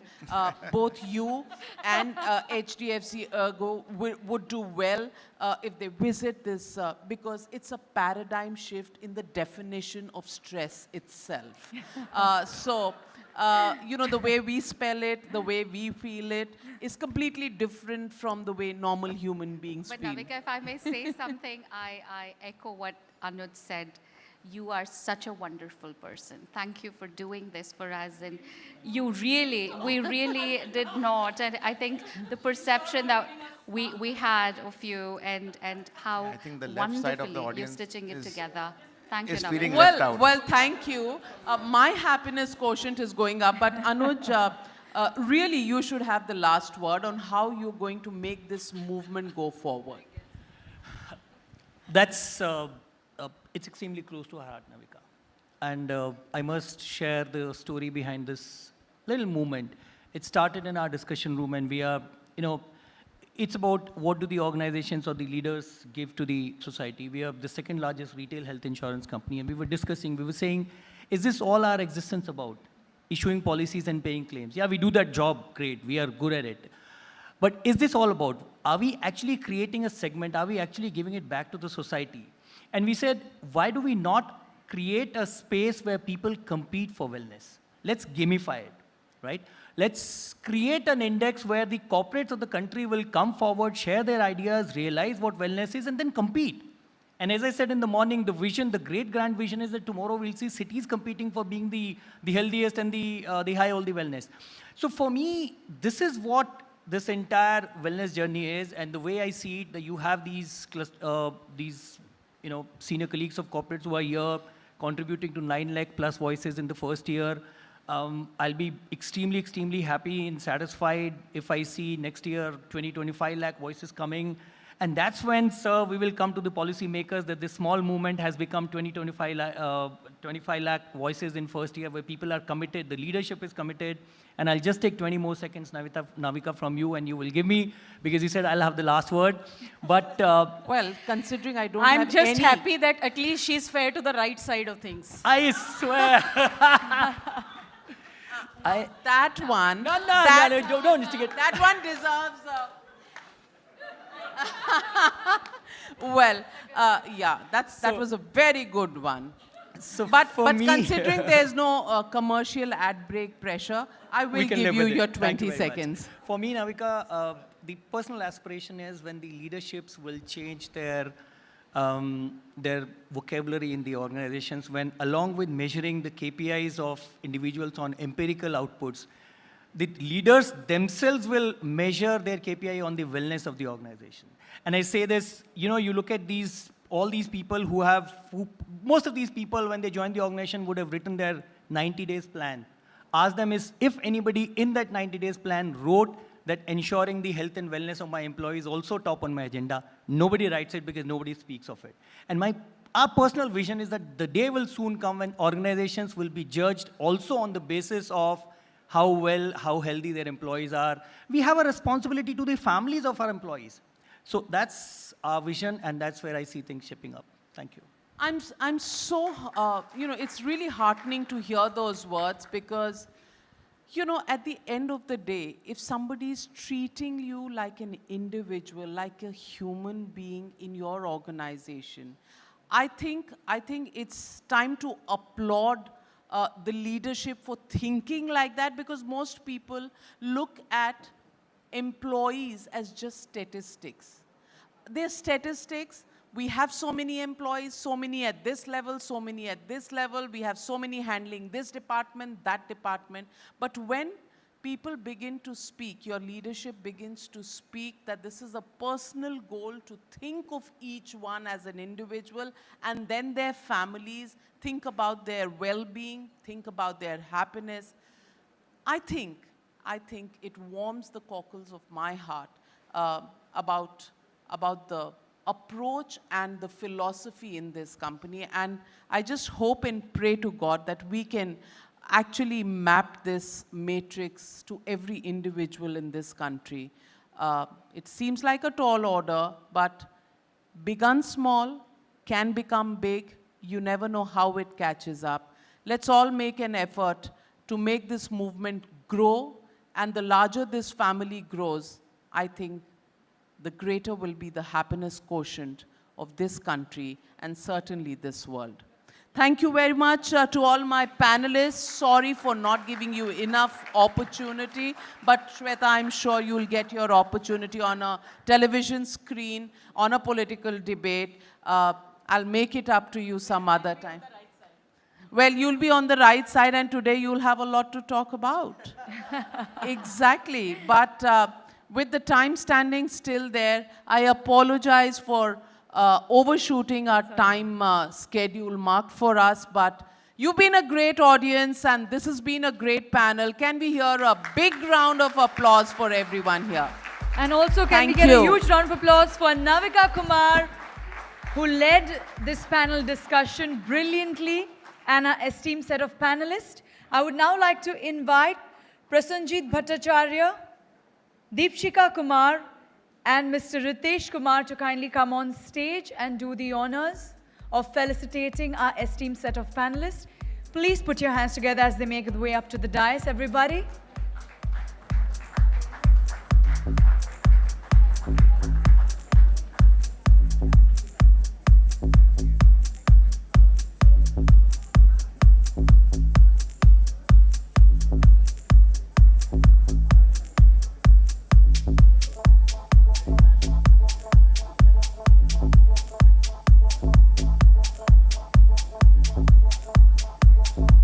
Could we all step forward, please, for a photograph? Step forward.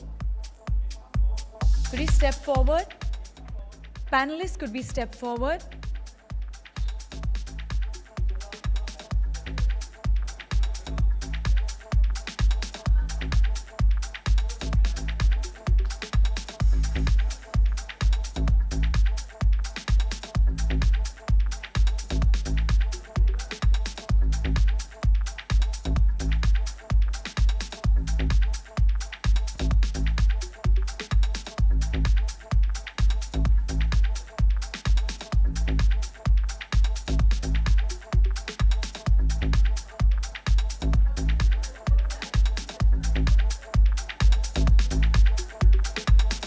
Requesting you to stay back, panelists, just a few minutes.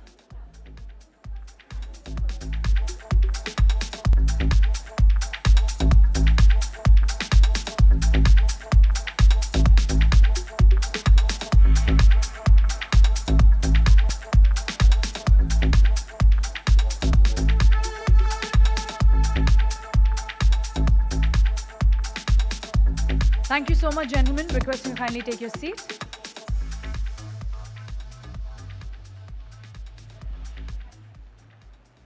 Well, as Ms. Ramaswamy mentioned, inclusiveness, feeling at home, feeling one, feeling together is so important. And you know why we lose this most times? We lose it because what will people say? That keeps running on our mind, right? Most times. I'm sure it does. You may not nod a yes to it, but I'm sure you agree.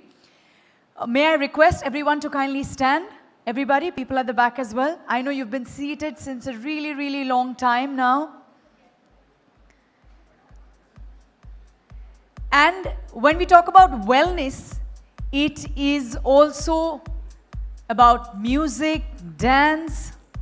I want to do something really, really light here and spread some more positivity and smiles. Since I see the smiles dipping, the energy levels dipping. Something very, very simple. All right, I do it in case I feel low anytime during the day. Something very simple, all right? Whatever I do now, you got to do 3 claps, 3 stomps. Clap your hands and stomp your feet. Now only once. Turn around and say yeah. One more time, all right? Clap your hands and stomp your feet. Come on, everybody. Turn around and scream. Thank you so much, everybody. That was amazing. Request you to kindly settle down.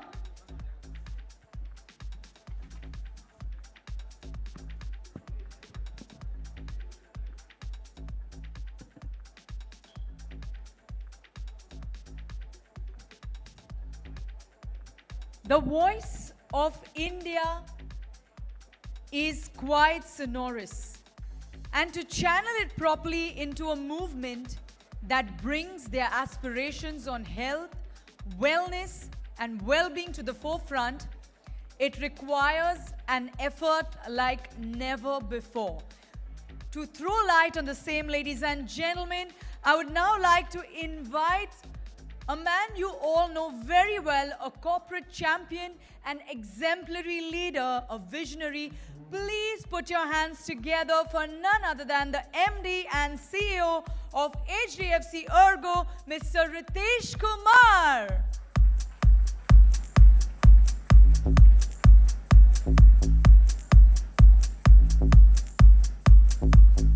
Over to you, sir.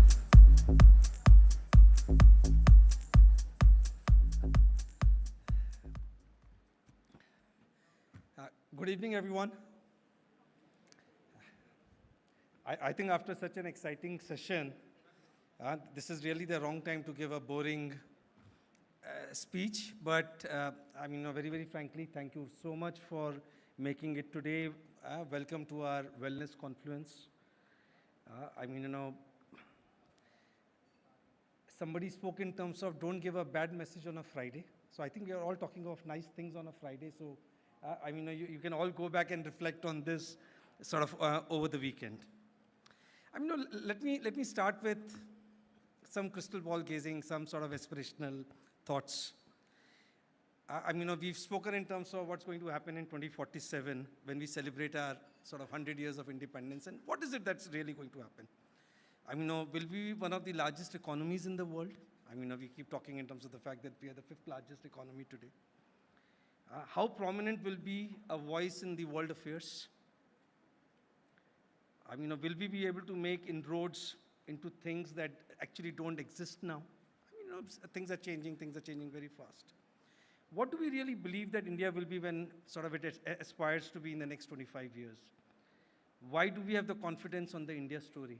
I mean, these are things that we keep thinking of. the fact remains that time and again, we've demonstrated to the world that we can, as a country, do wonderful things. I mean, Mr. Mishra spoke in terms of, and it's very, very interesting that, 3 years back, actually practically, we had the onset of COVID, pandemic, and all those lockdowns starting almost at this point in time.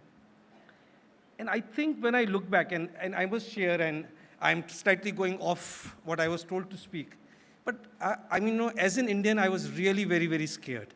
When I said we are a 140 crore population, you're talking in terms of a disease which just spreads, and you look here and there, and you look at a train, and how many people travel in that, and what's going to happen. But look what's happened. We have been able to conduct one of the largest vaccine programs across the world. We've actually been able to do it admirably. The fact that we've actually been able to administer about 220 crore doses in a very, very systematic, methodological level. The fact remains that when I look at this, I'm told that we've provided the vaccine to 101 countries across the world. Just look at this. Not only did we, in India, we all love to sort of look at China and actually keep talking in terms of what is it that Shanghai has achieved and what is it that as India we've not been, or as Mumbai we've not been able to do. But friends, look here. We conducted one of the most successful vaccine programs, and we actually know, where sort of things went wrong on that side. So that's really something, which is remarkable. And India not only was able to do things sort of for our citizens, we were able to actually support, what happened across the world with a good quality vaccine. The COVID-19 battle also demonstrated, we spoke in terms of the hardships that we saw more so during the second wave, the Delta wave, April to June of 2021. How corporate India came together, how sort of they came together for the employees, for their family members, for societies sort of close by, and how sort of wellness actually became a priority. This is a fact that, yes, while we do all these things that were spoken of, and I don't want to sort of belabor those points, but possibly for the first time, corporate India actually sort of, when faced with such a situation, I can tell you that this is where my time and that of my senior management was going, that every day at 8:30, you would have those war room meetings to essentially see as to how do you manage the day. Forget how do you manage tomorrow, how do you manage the day? And I'm very, very sure that, this sentiment would echo around in the room, because this is exactly what a lot of you were doing. Okay, so this was something which was very, very clear, and employee well-being sort of, while it has been a topic of discussion, but, it really sort of came to the fore. There are studies which say that companies with happy employees outperform their competitors by 20%. So, for the CFOs in the room who are looking for an economic sort of justification, there is something which is there. The fact remains that happy employees do take fewer sick leaves. Employees are willing to, I'm not too sure I was told this, but employees are also willing to work at a lower salary if they are at a happier workplace. But I think it's largely the thought that we are talking of. I think what is very, very important is that the workplace well-being and happy employees go hand in hand. It does create a workforce that is more productive and healthy, which takes families and communities and thus impacting societies at large. Earlier today, and unfortunately I couldn't join that, but some of the brilliant minds sitting in this room across bureaucracy, corporate, wellness industry, they came together for probably the very first time to set up a wellness charter across all the three pillars. The individuals, the corporate, the society at large.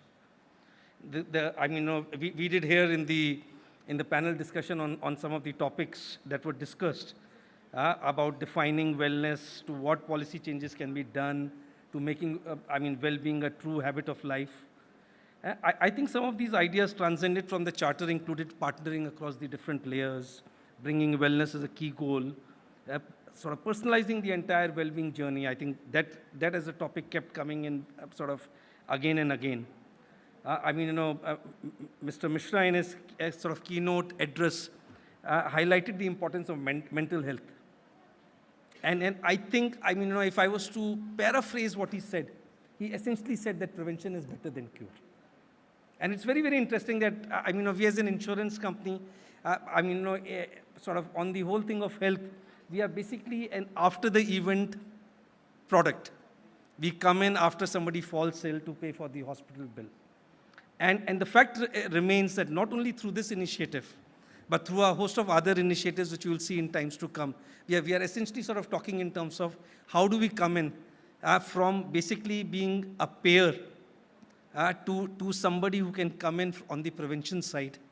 And a lot of you would know that the Parliament has a Insurance Act amendment, which is actually sort of talking in terms of the value-added services which are there.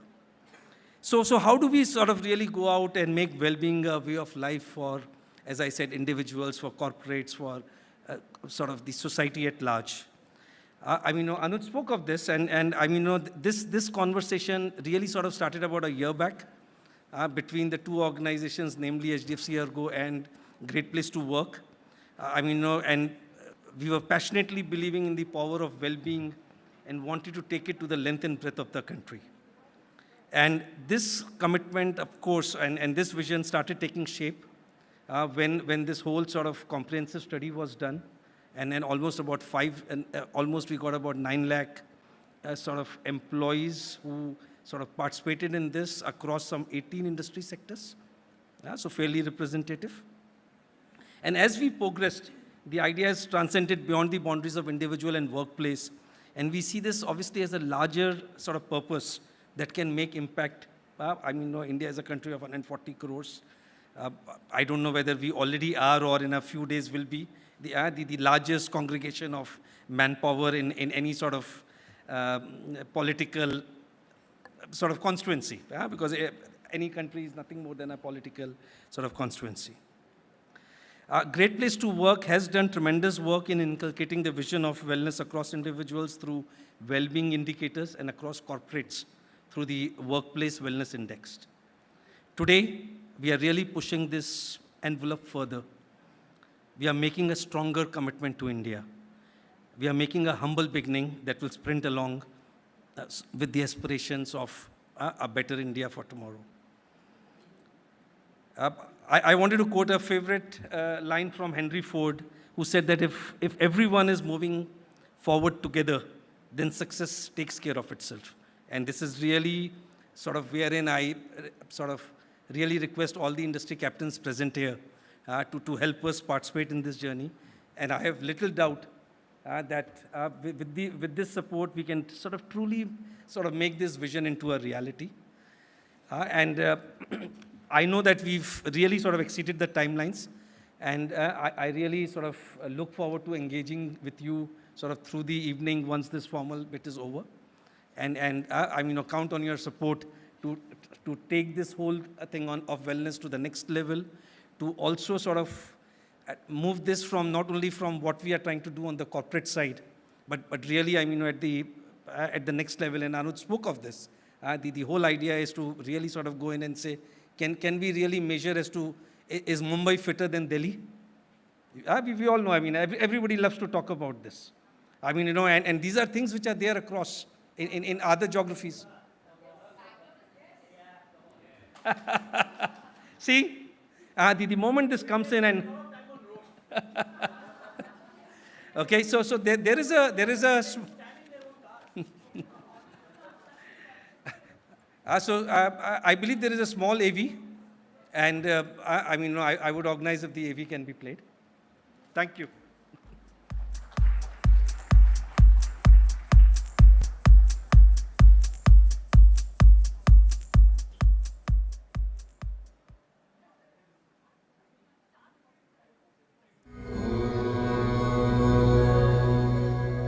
Sarve Santu Niramaya. This phrase from the Upanishads translates to wellness for everyone. For time immemorial, India has been the epicenter of all things: wellness, well-being, and spirituality. It has been considered as the spiritual capital and a land that has always held wellness at its helm. Whether it is yoga or Ayurveda, India's journey of wellness is rich and filled with remarkable discoveries and achievements.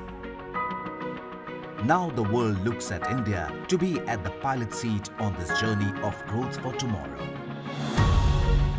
The world witnessed India's capacity to fight the most devastating crisis of modern times. Through innovation, agile policy making, and on-ground disaster management, India emerged and changed its position in the world map.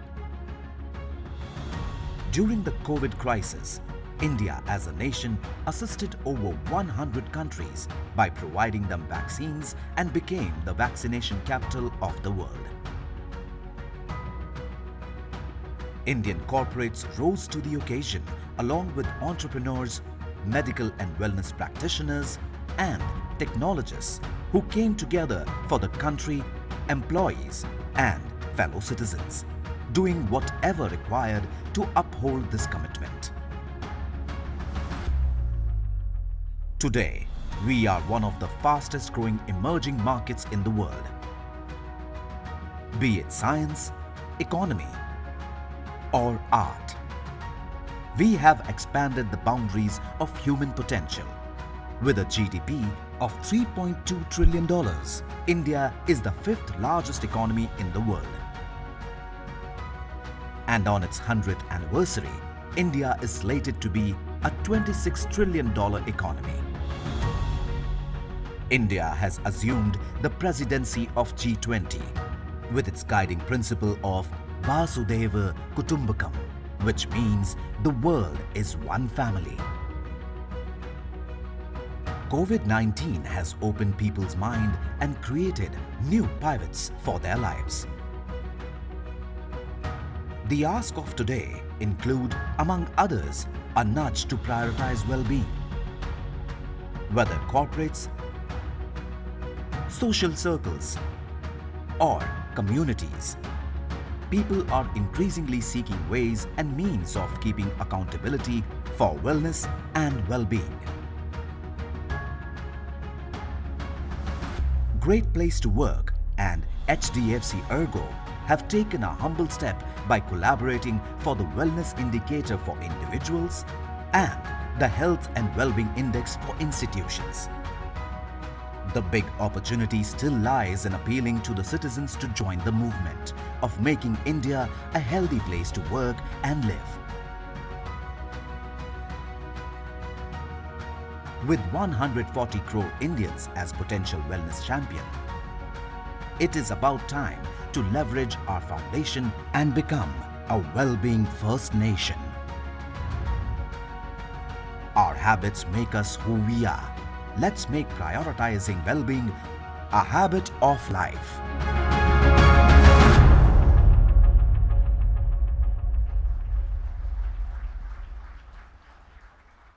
Well, we have something special that's about to happen here, for which may I now request Mr. Ritesh Kumar, Mr. Prasanjit Bhattacharya, Ms. Yashaswini Ramaswamy, and Mr.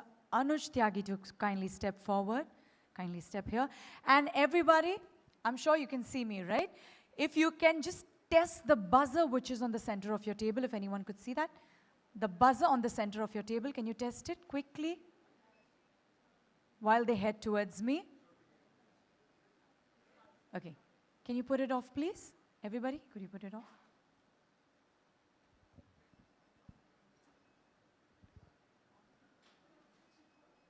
Okay, just let it be. I think it's switching off on its own. Okay, let the lights, everyone, the light should be green. That's it. That's what that means it's switched on. Can we step here, please, everyone, towards me? Just be careful. Watch your step. Watch your step. Yashaswini, could you watch your step? Please do the honors. We're going to do a countdown, everybody with me. 5 counts, backwards. All right, everybody, let's get ready to take India's wellness to a different level. On the count of 5, with me. 4, 3, 2, 1. Let's hit it.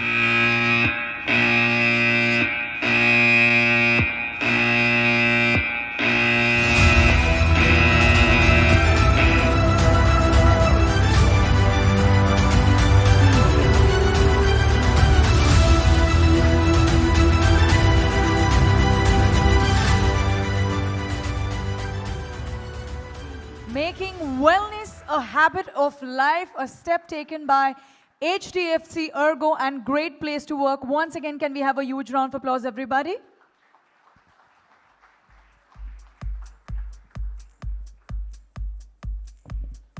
Paving way for the future in the right direction with loads of positivity.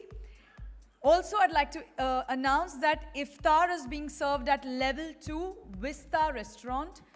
Iftar is being served at level 2 at Vista Restaurant. All right, and now it's time to invite Dalreen Patra and Sandhya Ramesh on stage as they're going to throw light on some important points for us. Can we have a huge round of applause as they make their way up to the dais? It is going to be an interactive session for all. Thank you. Over to you, ladies.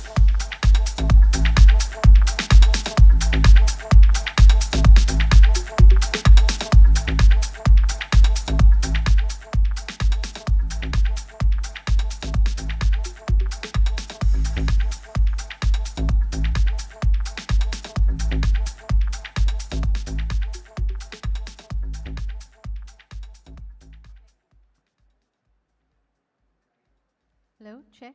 Okay, great. And what a reveal that was. Thank you. I first want to say thank you for your patience.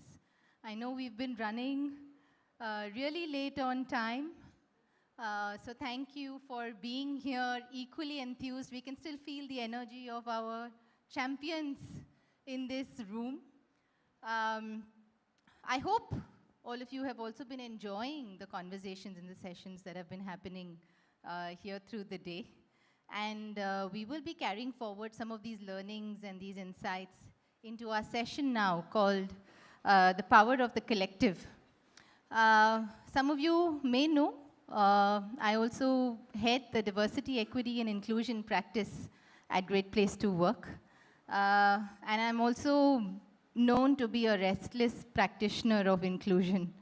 So therefore, in the spirit of inclusion, I know there are some of you in the tables in front who have had an opportunity to contribute to the first ideation lab that happened in the morning. So may I request some of you who've had that opportunity to please make space for those who have not had an opportunity to contribute to the ideas of making India a healthy place to work. We'll probably use the next 4 or 5 minutes to just rearrange ourselves. This is a request, please.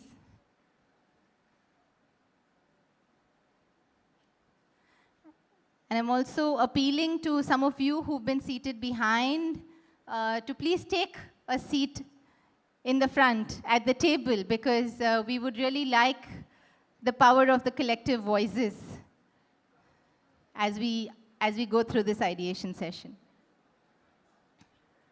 Yes, thank you. Thank you so much.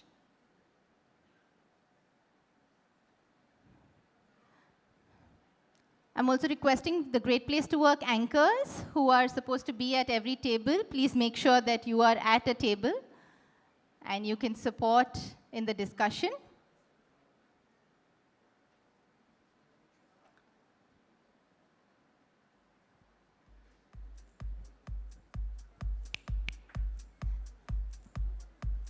Yeah, we have a few more seats in front here at both the tables.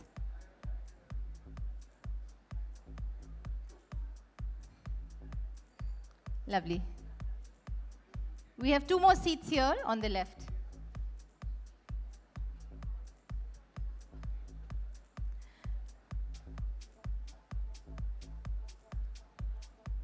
All right.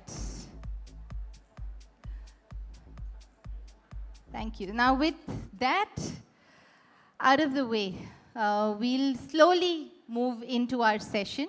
I'm also requesting some of my colleagues from Great Place to Work to please support some of our delegates to move up to the tables in front. The origin of many best practices that are meaningful and well utilized has been attributed to a voice, right? It is the voice of a newborn parent that asked for flexible work options. It was the voice of a tenured leader that asked for education sabbatical leave. It was the voice of a cancer survivor that asked for holistic insurance policies. It was the voice of a self-aware individual who asked for silent hours or no meeting days, right, during the COVID period where all of us were virtual and our calendars were clogged with meetings. And therefore, in our session now, we would like to utilize the power of the collective voice by getting all of you, the country's corporate leaders, to voice your ideas. The outputs and the ideas, as you have heard, will be used in the first of its kind manifesto that is going to be aimed towards making India a healthy place to work. The manifesto will talk about some of the key challenges outlined through the insights and research from our workplace wellness index, the study that we have jointly carried out between HDFC Ergo and Great Place to Work. Earlier in the day, and this is to bring everybody up to speed very quickly, earlier in the day we had one round of ideation where we spoke about defining well-being, also identifying who are some of the critical stakeholders and what could be some affirmative actions that organizations can take to promote health and well-being in the workplace. In this session today, which will be co-facilitated along with Dalreen Patrao, and I think I'd like to add the word speed every time we are running out of time. So this is also going to be a speed ideation session. We're going to be talking about 5 topics. And you will notice that at your table, apart from some of the name placards that could be there still from the previous session, you will also notice the topic names that are there. So for the, and for the larger audience, we will be talking about the 5 topics. 1 being addressing burnout in the workplace. 2, hyper-customization of well-being practices. We've heard enough of it throughout the day on the importance of requiring customization and personalization of well-being practices. We'll talk about designing meaningful practices that support mental health. And we'll also have a table talk about designing meaningful practices around physical health. Yeah? And lastly, we'll also touch upon the role of leaders. And if we had to talk about the 3 A's in terms of roles of leaders, which is awareness, acknowledgement, and accountability, how can we actually identify what leaders in corporates can do to drive a culture of well-being and wellness? So we'll have about 15 minutes at our tables for this discussion. The expectation is that you are able to come up with at least 1 practice that you feel could be a non-negotiable, high-impact area. The request is also that you invite one among yourselves to be a leader who can also help debrief and report out that best practice. And we're also going to have the audience at the back engage with us. Yeah, so I think for the audience at the back, you're not just going to be silent spectators. I'm going to repeat the 5 topics that people at the tables are discussing.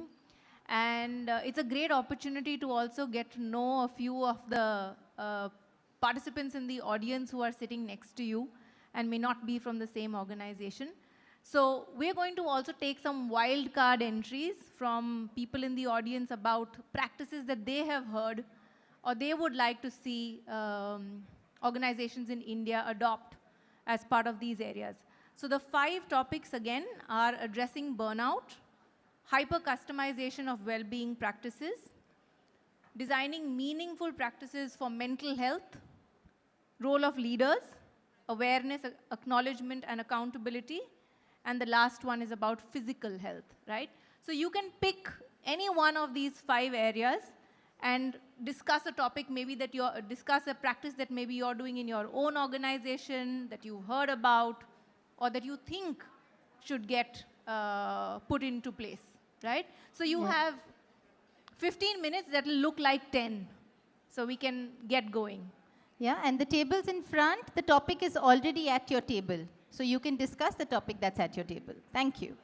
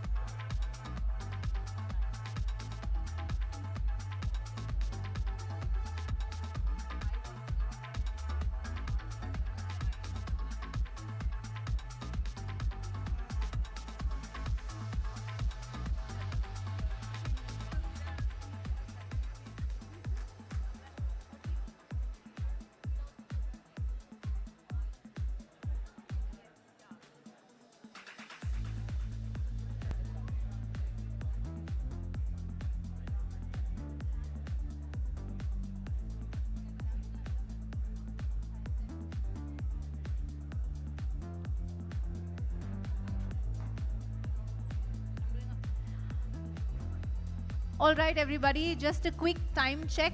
We've got 5 minutes to go. 5 minutes to go.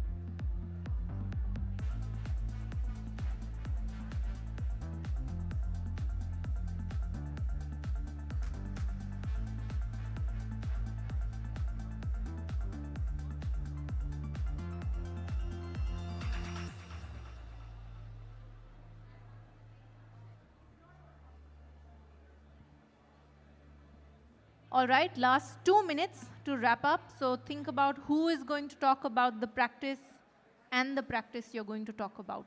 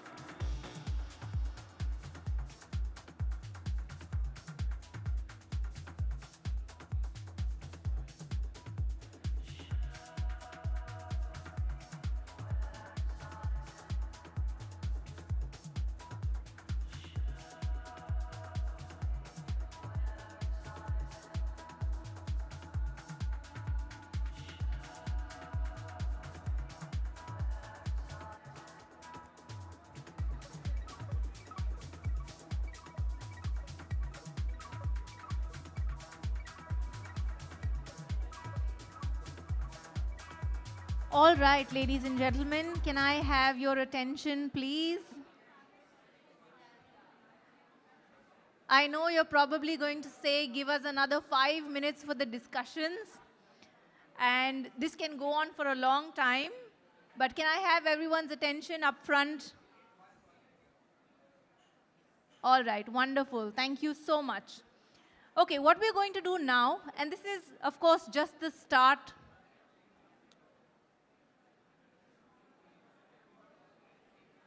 All right, just one more quick request. Everyone, can I have your attention?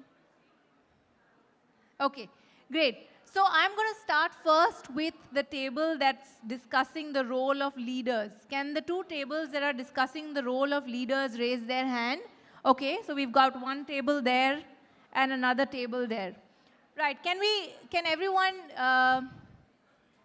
hi, we've got to listen to the tables that are going to talk now, okay? So we'll come to each of you. Do you have a mic? Wonderful. Okay, so can we have one person from the table talk about that one unique practice that you think is going to be the practice that's going to change the way people look at the role of leaders, right? And you have 2 minutes, just 2 minutes to talk about that practice. Can everyone also pay attention? Can you share your name? Yeah, so my name is Neha. I'm here from CGI. Everybody at my table actually shared a lot of good practices that their organizations are doing, and this is... Neha, would you like to come to the front? Yeah. It'll be nice for everyone to see you as well. Yeah, so what we're going to talk about is basically a collection of ideas, and one of the best things that we heard was to create a listening organization. So an organization where people feel free to come and share. And that was done by one of our colleagues here in his organization, where at an MD level, he started talking to people.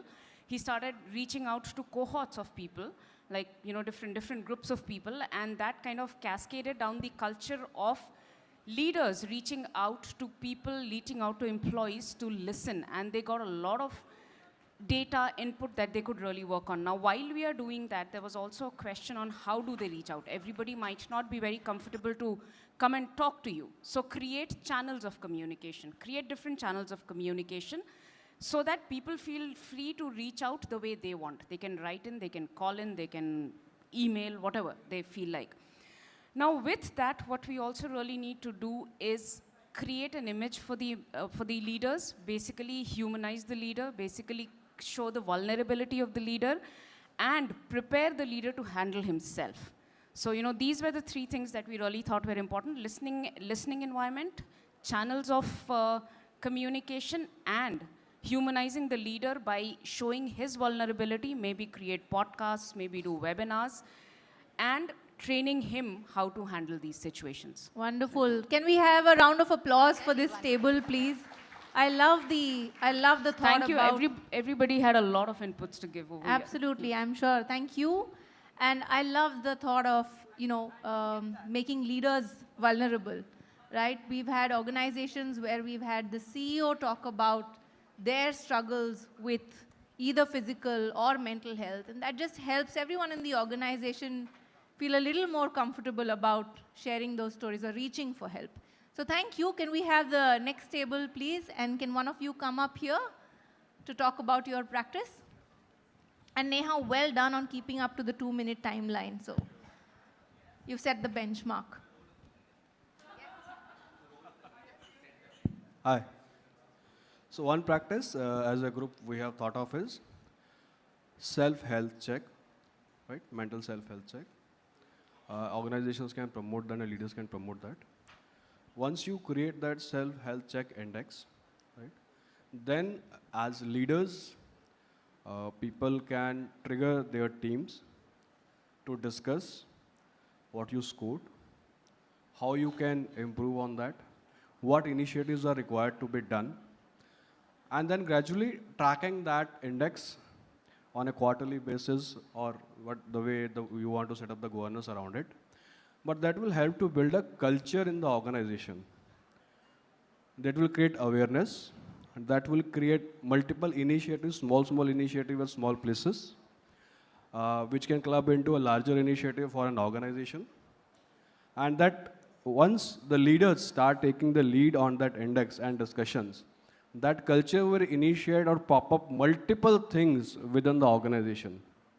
So that one practice of self-health check tracking for the organization, for each individual level, and setting up a governance around it, can actually move the entire organization to the direction we want to move.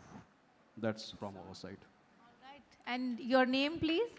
Okay, my name is Kanav Sharma. So I am from HDFC Ergo. All right, thank you, Kanav. And what I heard you talking about is really the whole self-health index, but it's also about role modeling, right? So the leaders have to do this. I remember maybe a year or two ago, and the name of the organization is escaping me, but they started with a plank challenge. And I think every day, one of the leaders' video went up. At Guardian Life. Yeah. Guardian Life, there you go. Okay. And you had the leaders, kind of videos of their leaders planking for health. So wonderful. Thank you for sharing that. Okay, let's go to the next topic. Can we give them a hand? Thank you for giving me that prompt. All right, let's go to the next topic. I'm going to choose addressing burnout, right? Which are the two tables that are doing addressing burnout? This one and that one? Okay. Can we start with the table at the end? Would someone like to come up and share? Oh, I thought you were standing up for the other table and like. Hi guys, so I'm not going to talk any different from what has been spoken so far. We're copying the first table and going to talk about listen. And Parminder ji said, sunna bahut zaruri hai, uske liye time chahiye. So the best practice which we're going to talk about is listening post. I think most of you have come across something where you just need to say, how are you feeling today? Happy, neutral, sad. That is what is the best practice we follow at Happiest Minds. My name is Pooja. This is a very simple practice, but the ecosystem around that makes it powerful. We have 4,000 plus employees logging into the system. It's a self-service. You just go into the intranet and just click there, and your job is done. Someone will reach out to you within 4 to 6 hours to understand what's happening with you. This is a step towards preventing employee burnout. Burnout is an extreme state. If someone is able to talk to you at the right time, it's done. That's what we have been talking about mental health so far. And that's the ecosystem we at Happiest Minds has been trying to create, where we reach out to the people to talk about it and make them, we collaborate with managers, we collaborate with HRBPs, we collaborate with leaders, maintain the confidentiality so that people feel comfortable, cared for, and that makes the difference for us. Other than this, we have multiple other programs, but this is something which we talked about on the table and we felt we should call out as a best practice. Thank you. Thank you. I think that was so powerful, you know. It's not having that moodometer. And I'm sure so many of us as organizations have it, but just the ability to make sure that there's a turnaround time of 4 to 6 hours. So it's real time. Right? And for somebody to reach out and have that conversation to identify if there's a concern of burnout. Thank you. Thank you so much for sharing, Pooja. Sandhya, sorry, I had someone from the organizing team come and give us a heads up on time. I believe there are people who have flights to take, so we're going to have to kind of just do this in a rapid fire mode. So team, I apologize. We're going to try and take one practice from all 5 themes and not 2 as we've earlier planned. More snacks and cocktails for the people who I don't give an opportunity to, but our apologies. So can we go to the next one, which is on mental health? Which are the tables that were doing mental health? All right. Just one? 2 of you, them? Okay. Can we go with that table at the back, if that's okay with you? Yeah, come. Hello. Okay, so my name is Manish Kotwani and I'm representing table 7. Our focus area was mental health. So we had people from different companies and each one spoke about their practices. One practice that took our attention was the one followed at Global Logic. And it spoke of building wellness ambassadors across the company. Now, it is a bunch of 5 to 6 trained bunch of wellness ambassadors who can be reached out via a company's distribution list. This team was specifically set up during the crisis situation or during the COVID, the pandemic scenario. And it was keeping in mind the kind of vulnerabilities people were going through, isolation people were going through, and people could reach out to the distribution list. It was this team that was trained to manage different kind of scenarios, people going through personal issues, personal challenges. And if the situation did arise where this team could not manage, they were also trained to pass the cases on to a set of specialists, professional counselors, internal or external of the company. And that's how they addressed a variety of situations. So kudos to Global Logic. Wonderful. Thank you, Global Logic team, for sharing that with us. Okay. Almost became your employee. Right. So can we have the next topic, which is physical health? Which were the tables that were working on physical health? There? Okay. Can we go with that table, please, if that's okay? Yeah, this one. That's good. I'll keep it short, promise. So clearly, I think we realize what is table stakes today for organizations is annual health checkups, good flexible benefits, making sure there are health camps in office. So all of those are non-negotiables today. One level up, we're talking of health programs for employees, which is a beautiful thing of 100-hour program, Zumba, yoga in office. What's really taking it up is, and I see the logo there, which is habit of life, which is rituals, small rituals in everyday way, which is creating a culture of fitness, because we're talking physical health. And I think that culture of fitness of saying, hey, one meeting a day has to be on a walk, is ensuring like we don't have dustbins against every seat. There's a common space, so you walk. The tables, the ergonomics move up, so you typically stand for some time or move around. The simple behaviors. A lot of leaders walking out of office at a time is creating a culture saying, I leave to take care of myself. And leaders talking of what are they doing for their physical health and being vulnerable about it. So these are small, simple rituals. A lot of times conversations begin with how are you taking care of your physical health.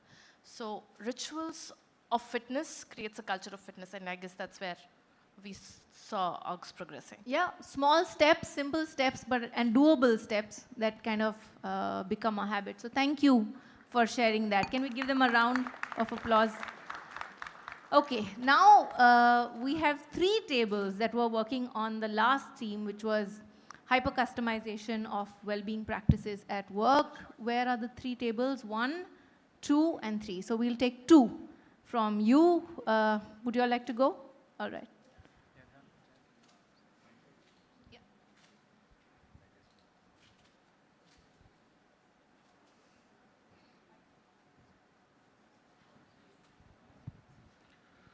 Good evening, everyone. So we had a topic of hyper customization.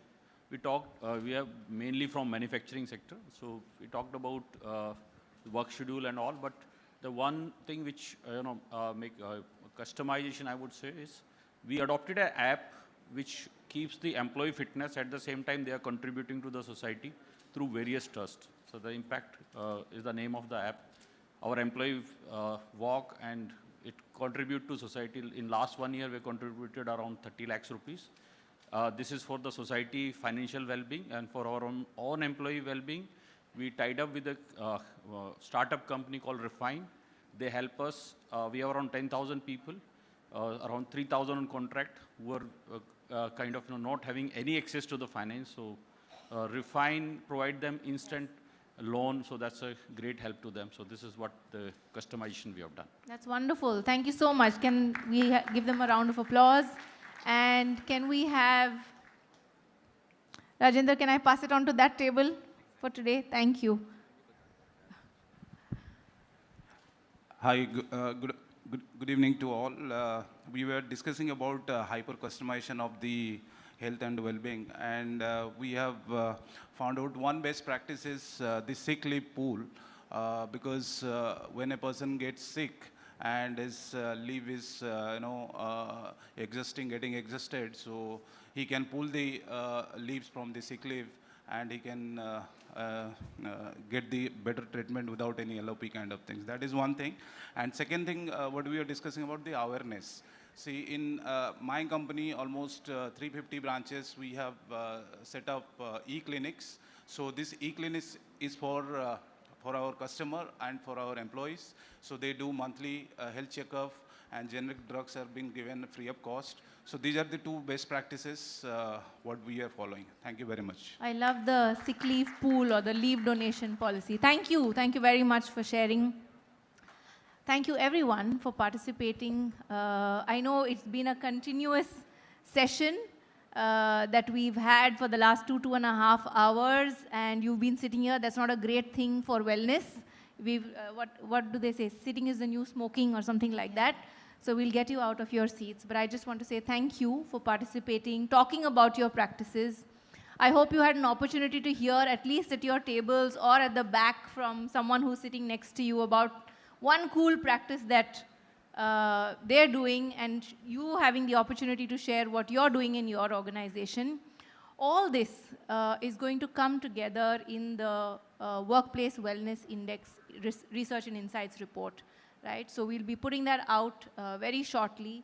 It'll give you some of the takeaways from the lab this morning. We'll put together a lot of best practices from various organizations also, and a lot of research that have come from about close to 9 lakh data points that we have basis this study, right? So thank you once again, everyone. And I think we're serving some snacks and drinks outside. So can I request you all to maybe move outside? We just have to make a few changes to the seating in this area before we start the awards for the evening. Yeah, so thank you everyone and have a great evening.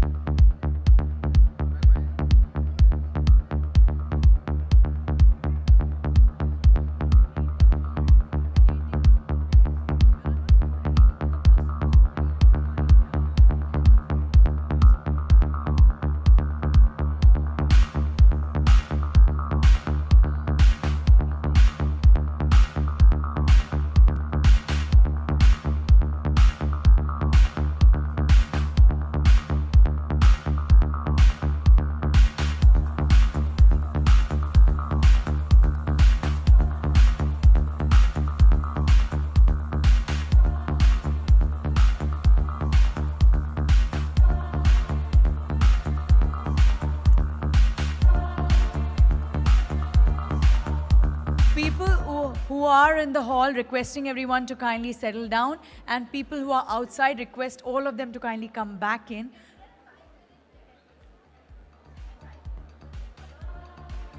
Because this time crunch, that's the only reason.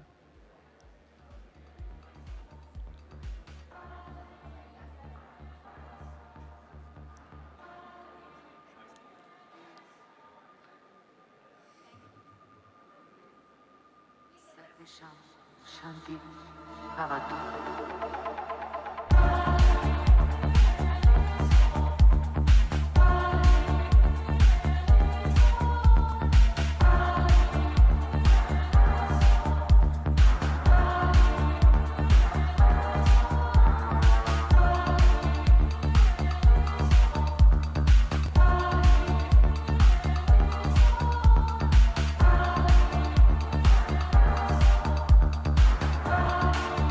Shanti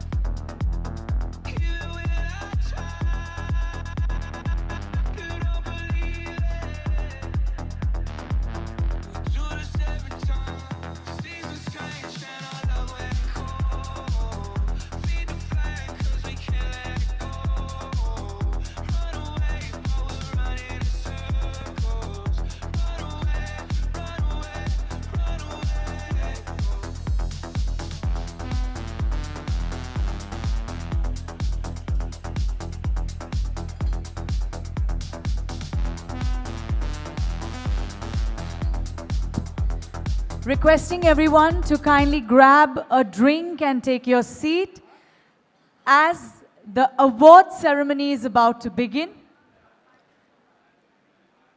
Requesting everyone to kindly grab a drink and settle down as the award ceremony is about to begin. Thank you.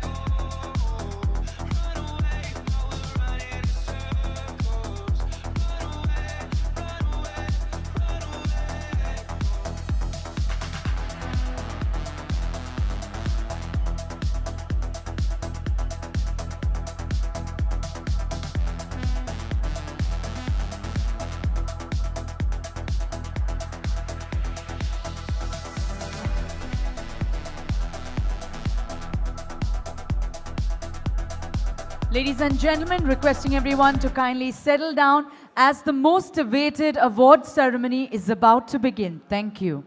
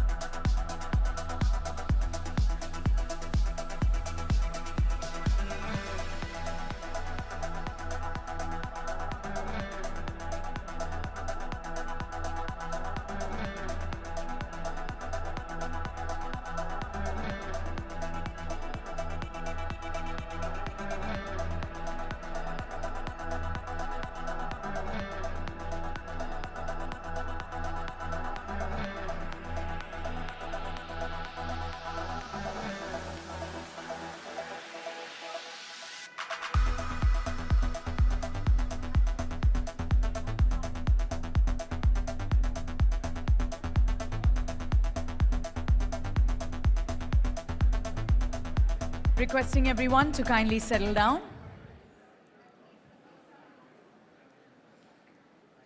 Coming together is a beginning. Keeping together is progress. But working together brings success. And when success also focuses on excellence in health and wellness, it needs to be celebrated. I know everyone has been waiting for this with bated breath. Do not blink because you really don't want to miss a thing. Without further ado, I would now like to invite Preeti Malhotra, Practice Head, Wellness and Partnerships at Great Place to Work, India, and Prathanil Ghosh, President, Retail Businesses, to felicitate our first set of winners.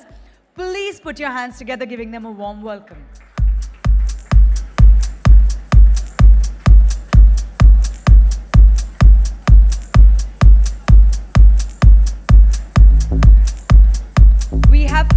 winners tonight.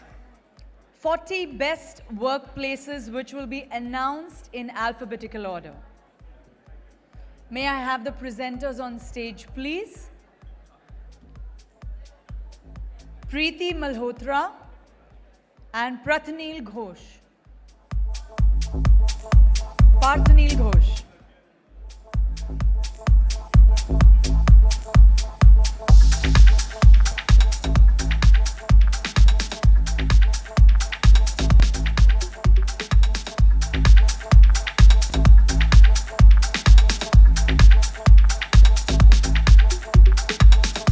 Can I have Ankur Bahode on stage, please?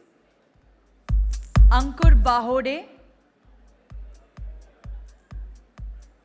I know it's been a long day and everyone's trying to get into a relaxed mode. Please sit back, relax, and get ready for the awards.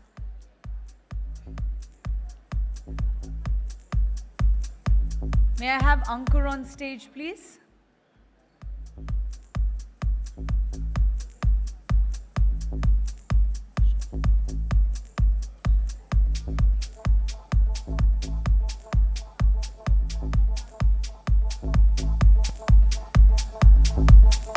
Can we have a huge round of applause for our presenters? Everyone's quickly trying to grab a drink. I hope you all have your drinks and are ready. Well, it's time to announce the winners. Please put your hands together for Aadhar Housing Finance Limited. Prahar is the branch leadership program at Aadhar Housing. It is a 3-month-long intervention for branch leaders to hone their leadership skills through 3 M's: managing self, managing team, and managing business. Can we have a huge round of applause for them once again, everybody?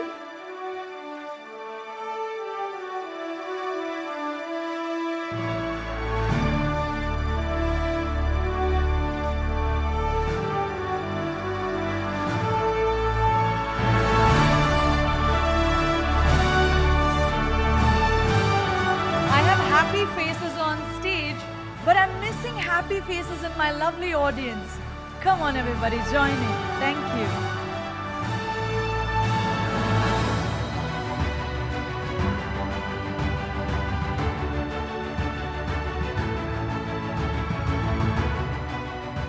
Hearty congratulations. Our next winner is All State Solutions Private Limited. Our next winner is All State Solutions Private Limited. Energy for Life is All States' flagship well-being offering through which they help people explore their sense of purpose, mental focus, and inner narrative and emotional well-being. Can I have our winners on stage, please? All State Solutions Private Limited.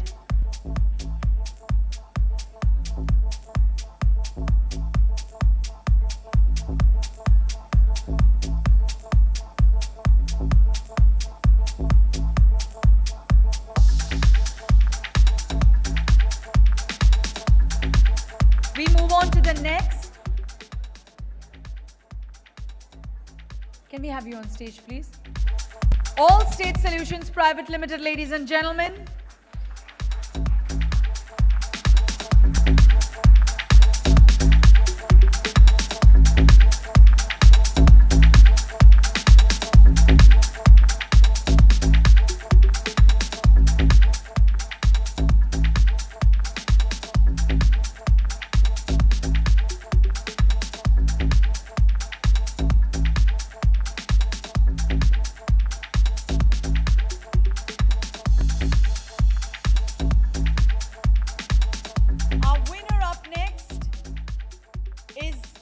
Aristocrat Technologies India Private Limited. Aristocrat organizes a family day annually, which is a mini fair for kids and a delightful extravaganza for the entire family as a token of gratitude for their unconditional support. It is a company-sponsored family day with fun-filled activities and live performances. A huge round of applause for them, everybody. Aristocrat Technologies India Private Limited.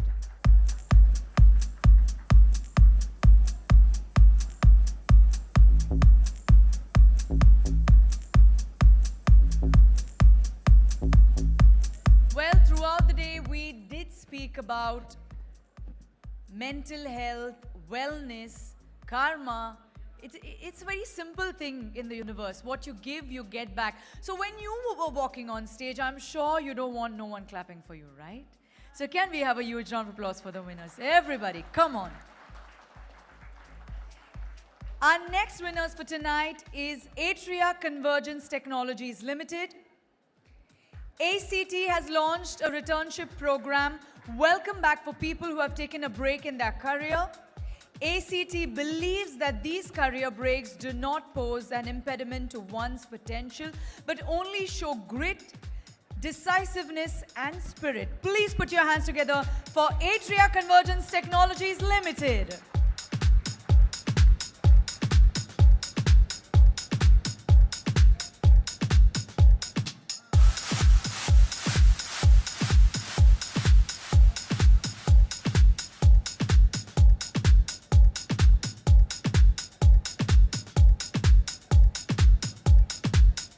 Hearty congratulations.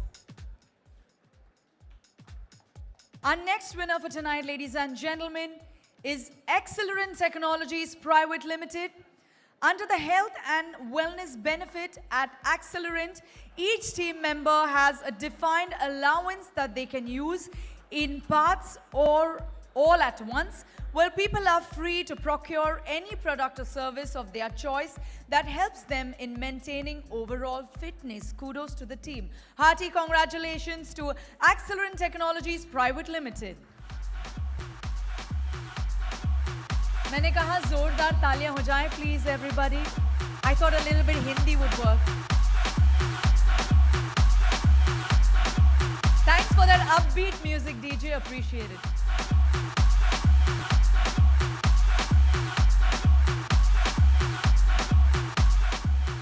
Up next is CGI Information Systems and Management Consultants Private Limited. Wellbeing program at CGI operates at 3 levels: individual, organizational, and integrated approach, and each level has multiple components to promote organizational support, satisfaction, sense of belonging, and pride. Give it up for CGI Information Systems and Management Consultants Private Limited. I would request the winners to walk up to the dais even while the citation is being read. This could help us save some time. Thank you.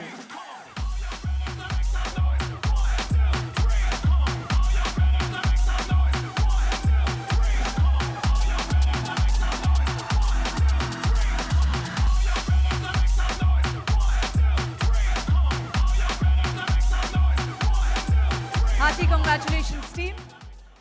Our next winner tonight, ladies and gentlemen, is Citius Tech Healthcare Technology Private Limited. They have launched a unique 6-month-long women managers program called CT Shine to help boost their confidence level, identify important behaviors that might act as stumbling blocks in their professional growth, and get feedback and suggestions on their development. Can we have a huge round of applause for Citius Tech Healthcare Technology Private Limited? Everybody with the music. We can all go with the music. Come on, together. Let's go. Everybody, somebody, come on. Let the party don't stop here. Yes, I know you like it.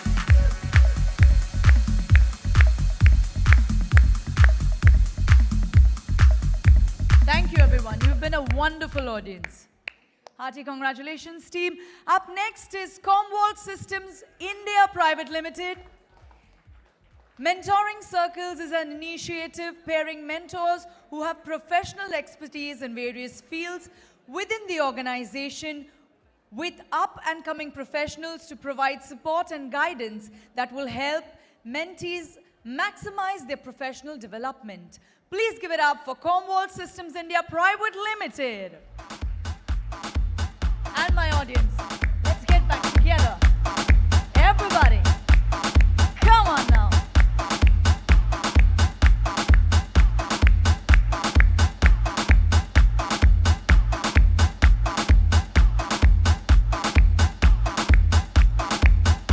Our next winner for tonight, ladies and gentlemen, is DCB Bank Limited.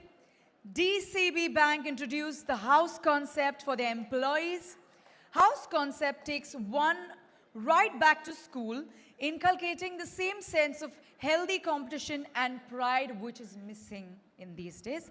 Well, among teams, providing them a sense of community and togetherness. Give it up for DCB Bank Limited.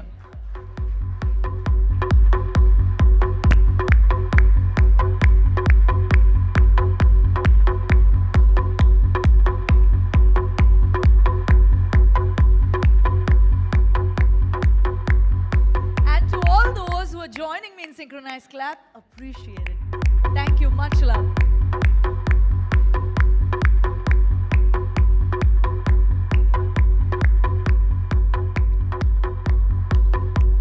Hearty congratulations, DCB Bank Limited. Our next winner, ladies and gentlemen, for tonight is FI Networks Innovation Private Limited. The FI Flexi Benefits Plan has been designed to supplement employees' wellness needs by giving them the flexibility to choose the benefits that they need and value most. Wow. It covers eligible expenses ranging from medical, personal insurance, fitness, and self-improvement to charitable donations. Give it up for FI Networks Innovation Private Limited.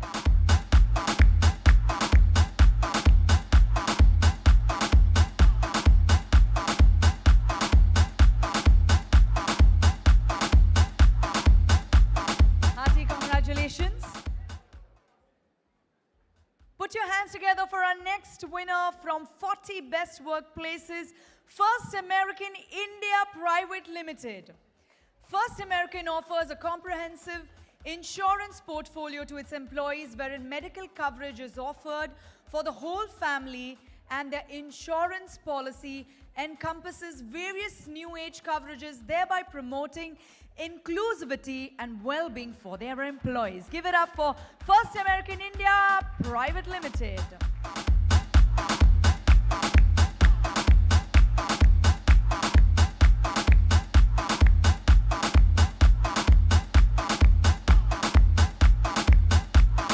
People at the back, are you with me? Yes? All right, thank you. Our next winner is GlaxoSmithKline Pharmaceuticals Limited, India. Keep Growing Campus is a virtual university that brings all learnings together in a platform to enable on-the-go learning. At GSK, the campus has 3 facilities of business skills, leadership, and technical skills. It also homes access to real-time, quick capsule learning platforms. Give it up for GSK.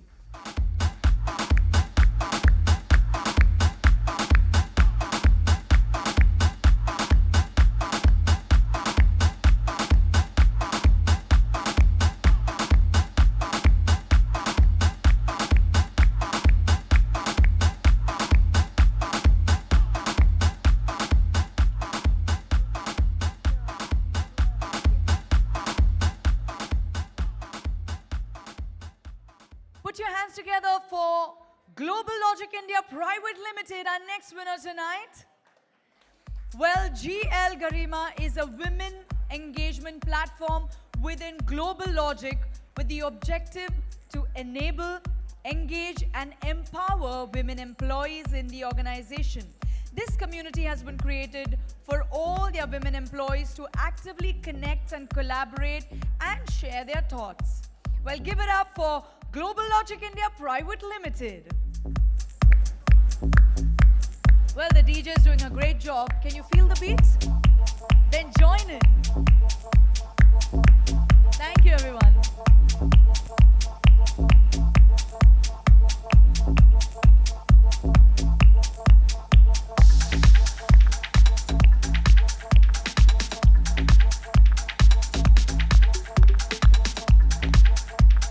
Congratulations to all the winners, and thank you so much, presenters, for doing the honors. Kindly take your seat. May I now request Mr. Balbir Singh, COO at Great Place to Work India, to kindly come on stage. Mr. Balbir Singh. May I request Mr. Balbir Singh, COO at Great Place to Work, India, to kindly come on stage.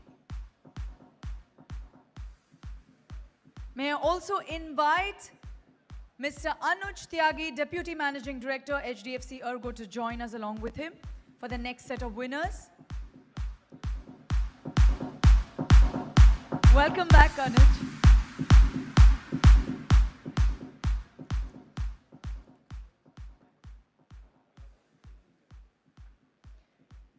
Welcome back. All right, we move on to our next set of winners.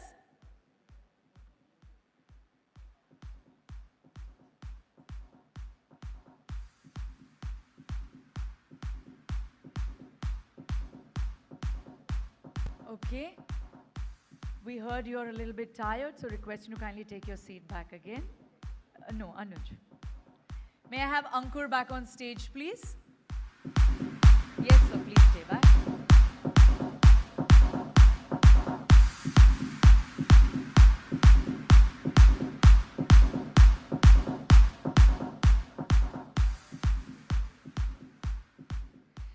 Well, the first winner in the next category is Grant Thornton Bharat and its affiliates. With their Super Coach program, they aspire for every employee to work at their best. Each employee is a part of this program since their onboarding. Well, Super Coach, Super Score, Scorecard, and Super Coach job codes are different tools for different effective implementations. Give it up for them, ladies and gentlemen. Everybody, a huge round of applause. Everybody join in. Is my audience with me? Come on, don't leave me midway. Thank you.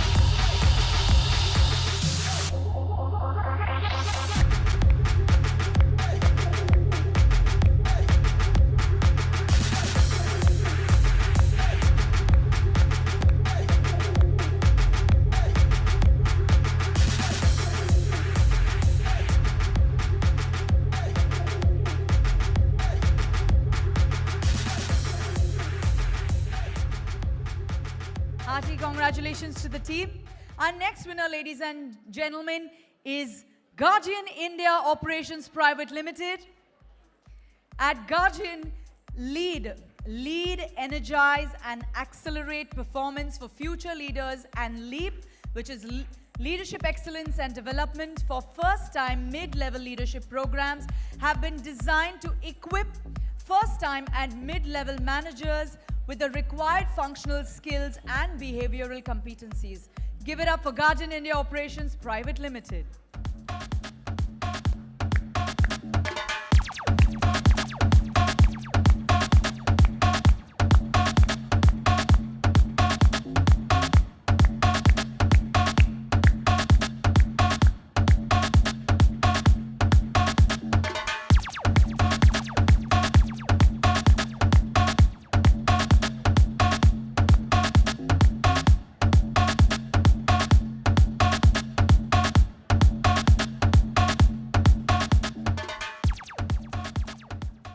Our next winner, ladies and gentlemen, is Gus Global Services India Private Limited. Their initiative, Main Hoon Na, focuses on the wellness and mental health of the employees. Well, it's an assurance from the organization to its employees and families that they are there for them in their times of need and to ensure that they remain stress-free, effective, and productive at all times at work. Give it up, everybody, for Gus Global Services India Private Limited.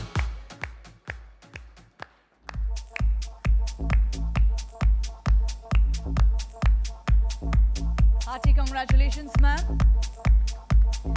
Up next, Hindalco Industries Limited. To address mental wellness in a modern and digital way, Hindalco has recently developed one-of-a-kind AHA room, an amalgamation of wellness and excellence. It is a specially crafted wellness space, instilling ambience and serenity to the 5 senses, stimulating the happy centers of the brain. Ladies and gentlemen, give it up for Hindalco Industries Limited.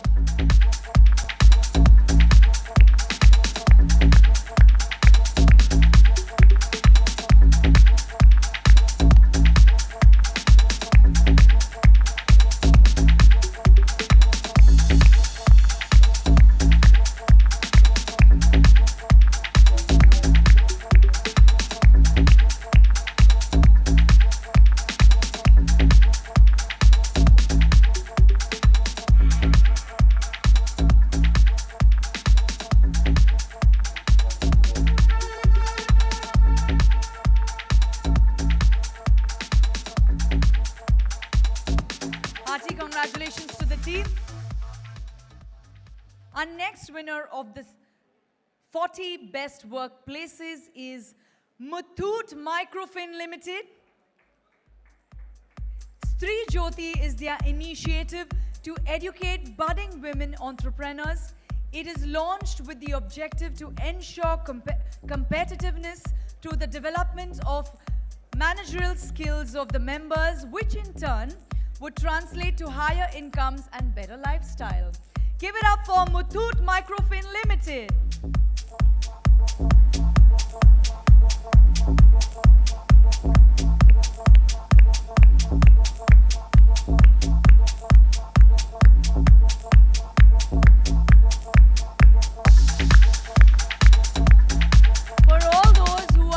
Effort of putting your hands together, thank you again.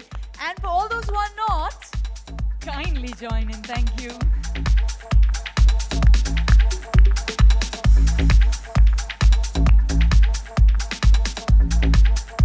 Our next winner, ladies and gentlemen, for tonight is PepsiCo India. Well, PepsiCo India encourages its employees to act as owners. Now that's interesting.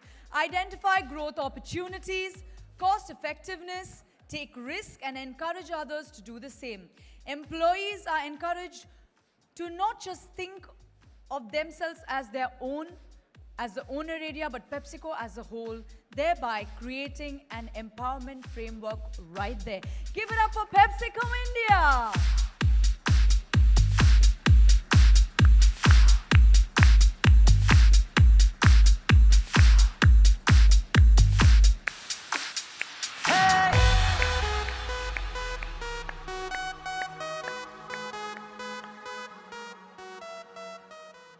Congratulations, team. Up next is Providence Global Center, our winners for tonight. At Providence, they promise... Are we having the winners walking up? Oh, yes. Give it up for Providence Global Center, everybody. At Providence, they promise a caregiver's approach of know me, care for me, ease my way. Childcare for working parents, emergency facilities in the building, caregiver assistance program, health consultation app for family, multi-faith rooms. For some ways, they have built a people-first workplace in many ways. Give it up once again for Providence Global Center.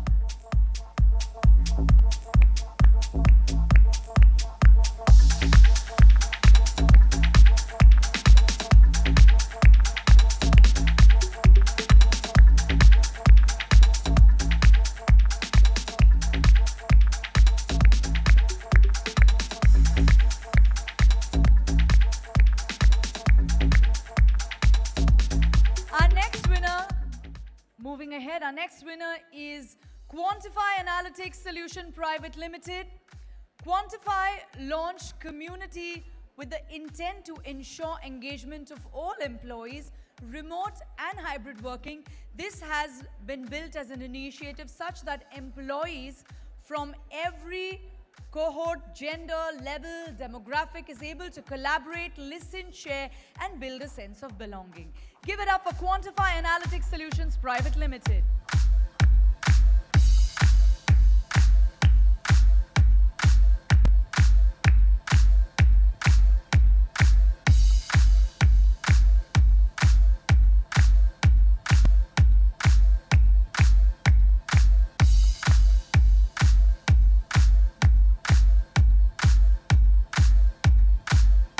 Our next winner, ladies and gentlemen, is Quest Corp Limited. In their initiative, CEO of the Fortnight is where Questians get the opportunity to run the CEO's office for 45 minutes every day. Quite dangerous, but I mean, it has worked for them. The candidate must highlight a key business initiative or challenge during the fortnight and are expected to use all their resources to find solutions within 15 days. Kudos to this team. Give it up for Quest Corp Limited.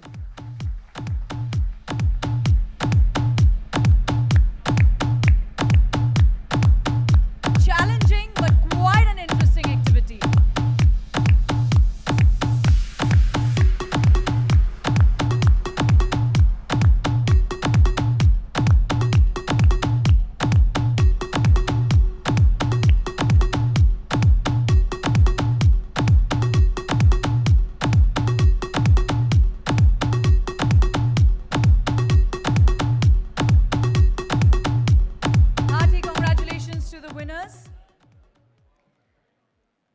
next winner, ladies and gentlemen, is Randstad India. Randstad India partnered with Your Dost and launched the Happiness Boot Camp, an exclusive event wherein employees can meet a member of the EAP team to get an idea of their current happiness levels. Wow, discussing happiness is new and I like it. Participation is encouraged by sharing insightful mails on the importance of mental health. Give it up for the team, everybody. Randstad India.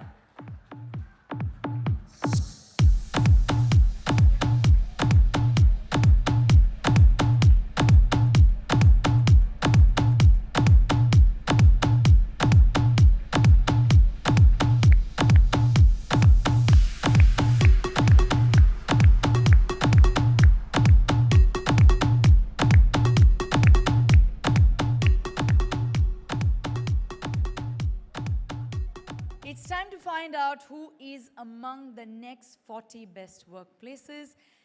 Real Page India Private Limited, Real Page's Leap Learn, Real Page's Leap, which is learn, enable, adapt and perform philosophy, is designed for Real Pagers to have a seamless and fulfilling career.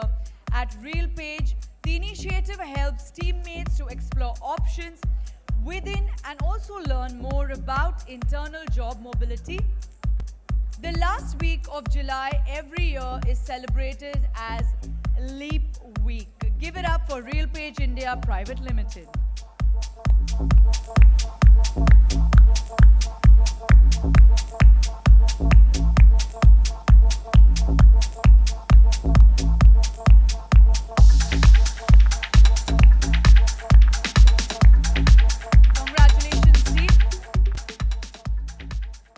Up next is Soprasteria India Limited.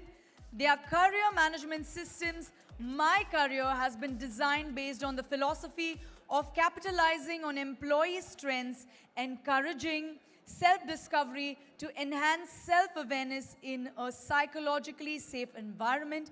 The tagline, I drive my career, spells out the autonomy and accountability. Give it up for Soprasteria India Limited.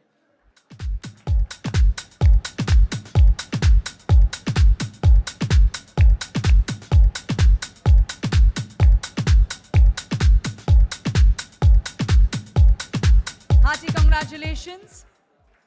Put your hands together for our next winner, Sun Life India Service Center Private Limited. Well, Sun Life India has a creative way to get their employees speak up in the form of Glad Mad, which is share the good and bad, we are listening is what they say. Well, it is a semi-anonymous platform for employees of all business teams to voice up their good and not so good experiences at the organizations to HRBP Monthly. Give it up for Sun Life India Service Center Private Limited.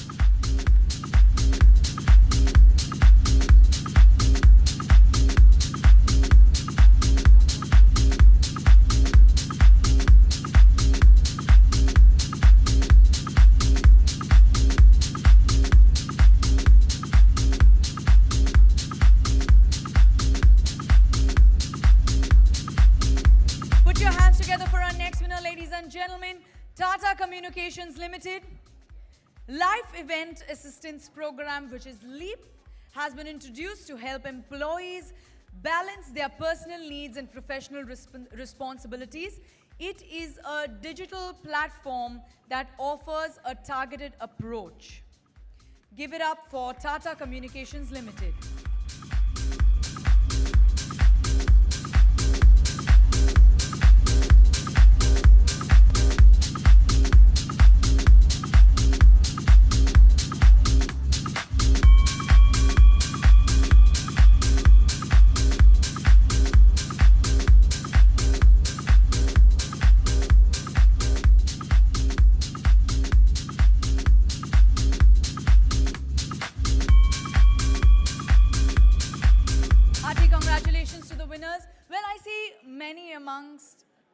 My lovely people in the audience have stopped clapping, but let me tell you the benefits of when you put your hands together.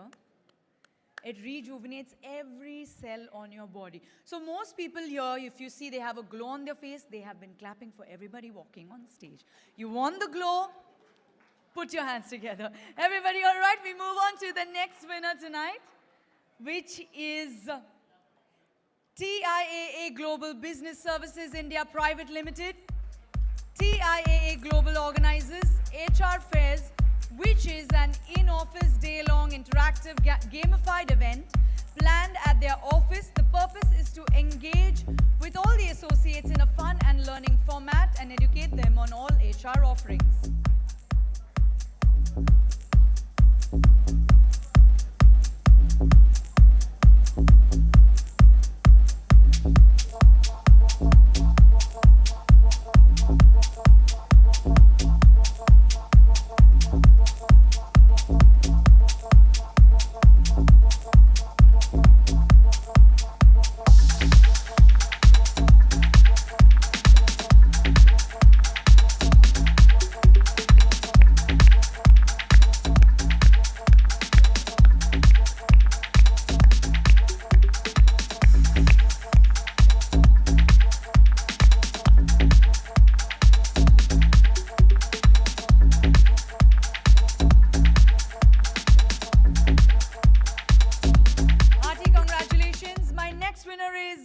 Titan Company Limited.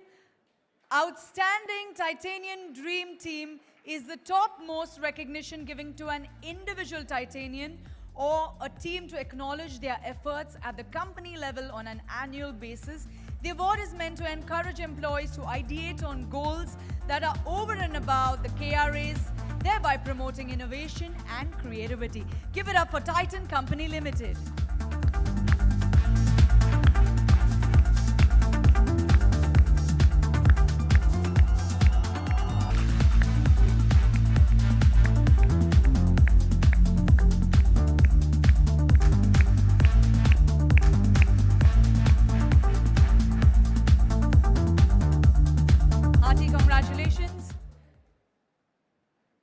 Put your hands together for our next winner of 40 Best Workplaces, Zydus Life Sciences Limited. Zydus launched We Care, and the interventions under this initiative are aimed at holistic health and convenience of their employees. Well, the first intervention under this initiative is Motherhood Companion, with the purpose of supporting employees during pregnancy and early parenthood period. Amazing. Give it up for Zydus Life Sciences Limited.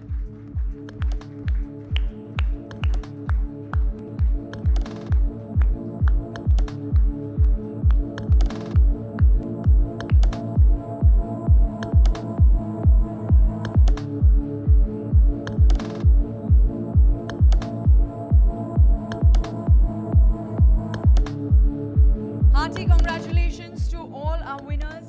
Thank you so much, presenters, for doing the honors. Kindly take your seat. Can we have a huge round of applause for them as well? And now, ladies and gentlemen, we have reached the pinnacle of our ceremony. The time has come to celebrate India's top 10 best workplaces in health and wellness. And to do the honors of giving away this, I would like to invite Ms. Yashaswini Ramaswamy, CEO at Great Place to Work, who has a lovely smile. Give it up for her, please. And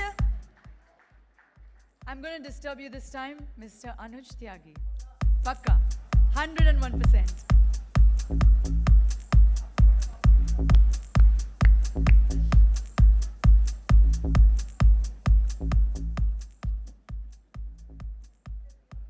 It's time to announce the top 10 best workplaces. Ladies and gentlemen, please put your hands together for Accenture Solutions Private Limited. Quantum Leap is one of their flagship programs designed to enhance leadership skills through collaborative learning in workshops and simulations. Participants are selected based on performance, benchmarks on their potential to drive the next wave of growth for Accenture. Give it up. We have the best top 10. Everybody here. Please join in, everybody. Come on. With the music.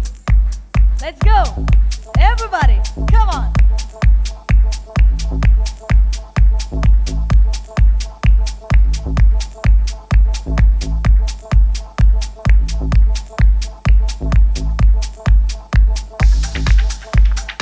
These initiatives are created in the right light, and the only way to get such more and even better initiatives is when they walk up on stage and you give them a thunderous applause.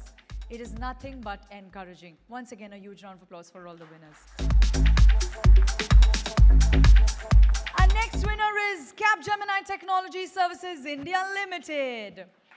Capgemini's Ocean organization is committed to educate, assess and nurture program is an employee learning initiative which aims to help individuals understand their strength and improvement areas, drive upskilling and support employees' short-term and long-term aspirational goals. Give it up for Capgemini Technology Services India Limited.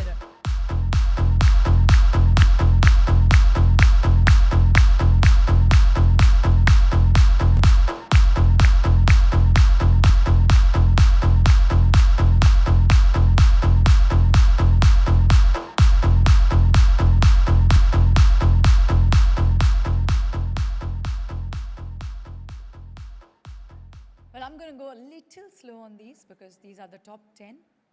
Each one needs to get their moment of glory, right? But you need to double that for them with obviously a smile on your face so that you know you're happy for them, of course. And double that up with a huge round of applause. Please put your hands together for DHL Express India Private Limited.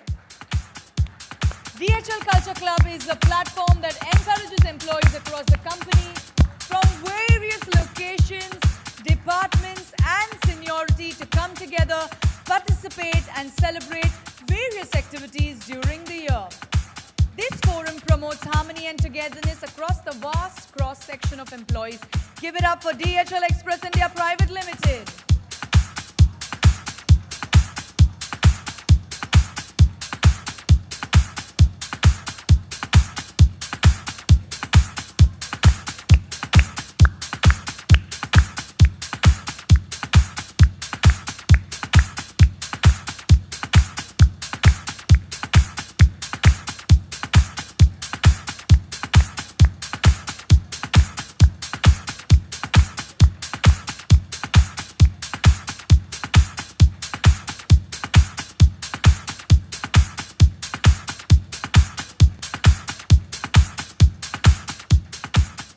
Hearty congratulations, team.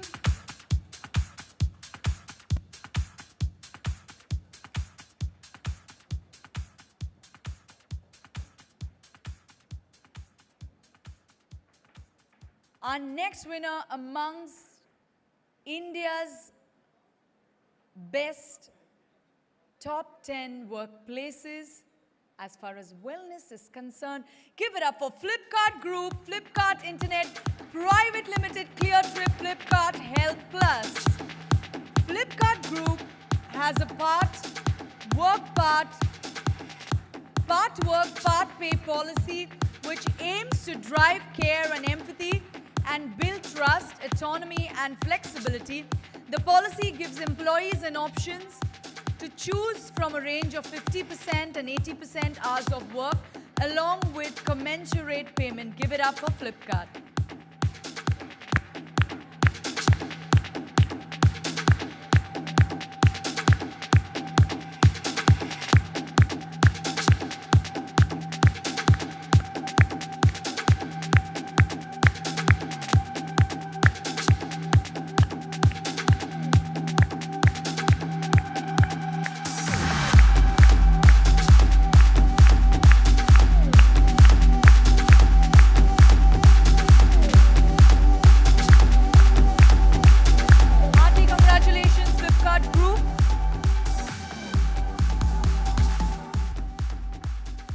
Well, it is said, words have power.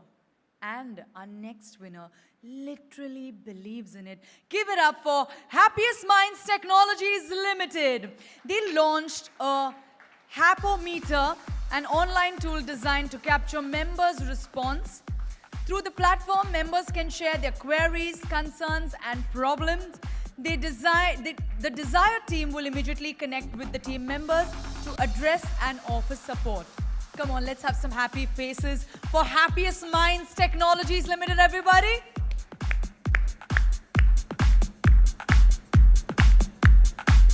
Love this brand name.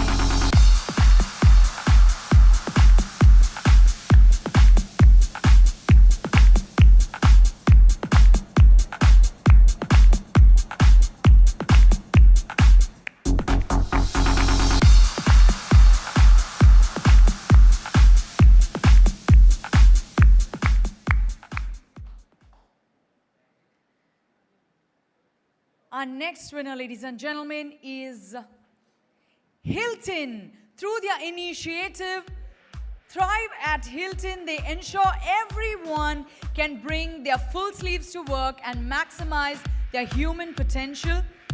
They empower employees to be their best physically and mentally and focus on 4 core pillars to create this full human experience: inclusion, wellness, growth, and purpose. Give it up for Hilton. इतना सन्नाटा क्यों है? I think a little bit of Hindi is working here for me. Thank you, everybody.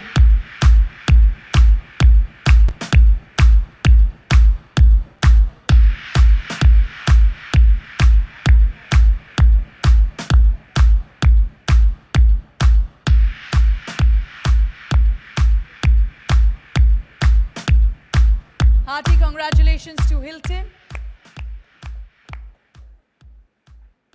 The next organization who will be shining bright amongst India's best top 10 workplaces. Give it up for Indegene Private Limited. Indegene Hears You is a grievance redressal system offered via the HR information system. The objective is to look at unresolved challenges or matters and address them within reasonable timelines. Give it up for Indegene Private Limited.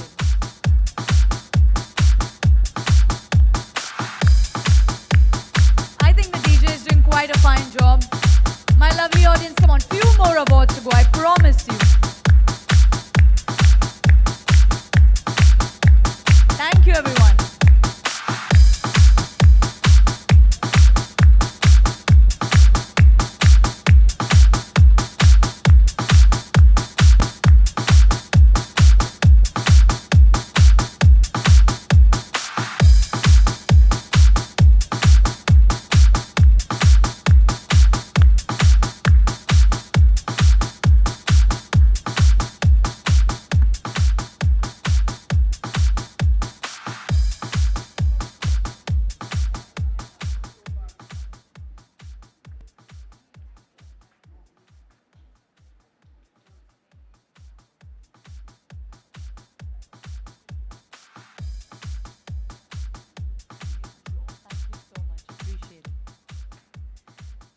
All right, we have last 3, and I really want a huge round of applause for these winners.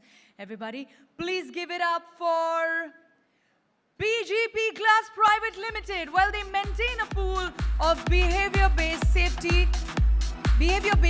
observers at the shop floor who drive a wellness culture and display highly safe workplace behavior. In the training sessions of these observers, they sensitize them to praise good behavior.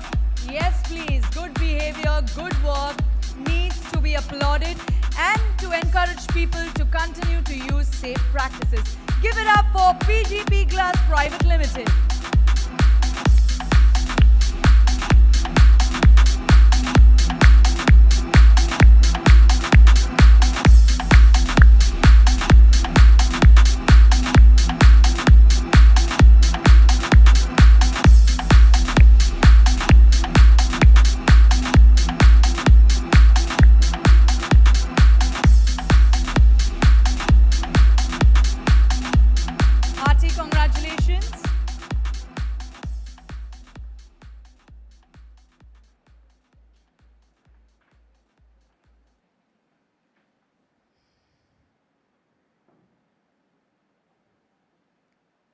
we have our top 2 winners to go. Hold on to your breath as it's time to know who the winner is. It is, I love this pin drop silence right now, but not when I announce the name of the winner. Give it up for Shopper Stop Limited.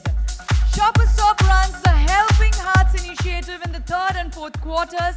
Considering the prevailing issues of burnout at workplace, which is quite common, well, they introduce talks on various topics related to mental, social, and emotional health. Give it up to Shopper Stop Limited. I better get some discounts next time.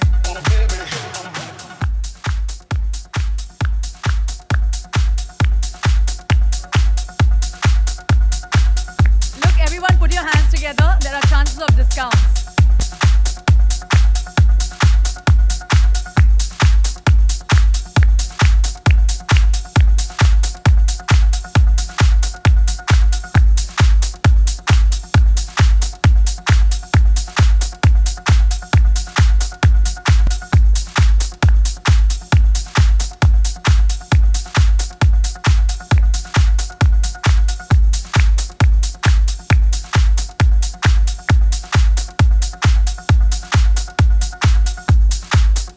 Hearty congratulations, Shopper Stop team.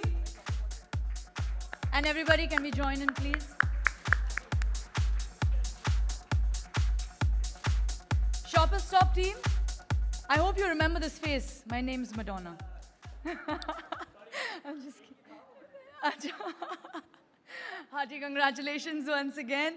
Well, our last winner for tonight, the last name, the big one, it goes to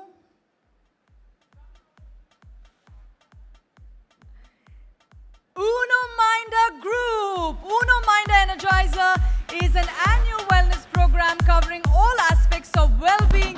Under this program, monthly events are organized to educate and sensitize the employees related to their well-being. Several wellness competitions are organized for the employees and the winners are rewarded. Give it up for Uno Minder Group.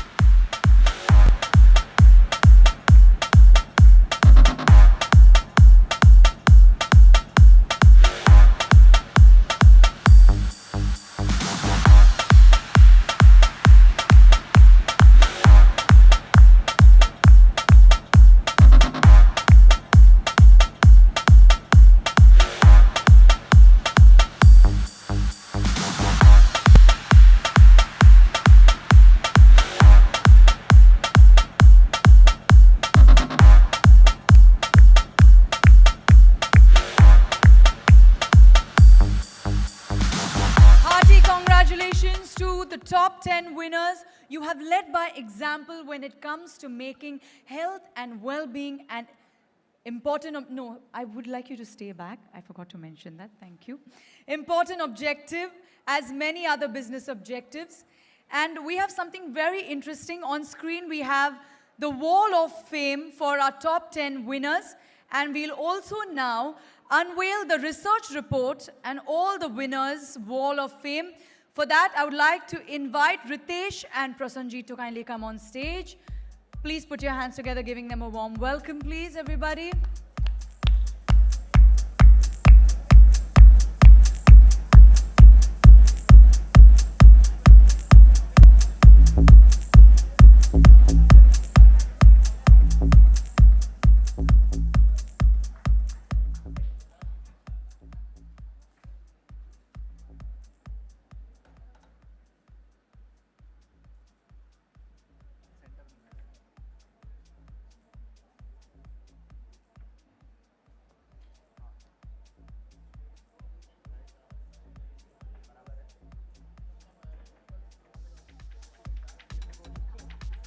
Everybody, can we do a countdown together?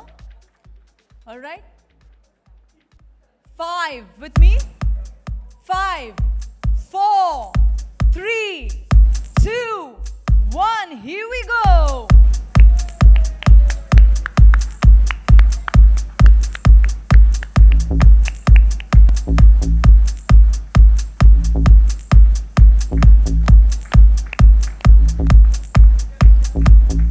Can we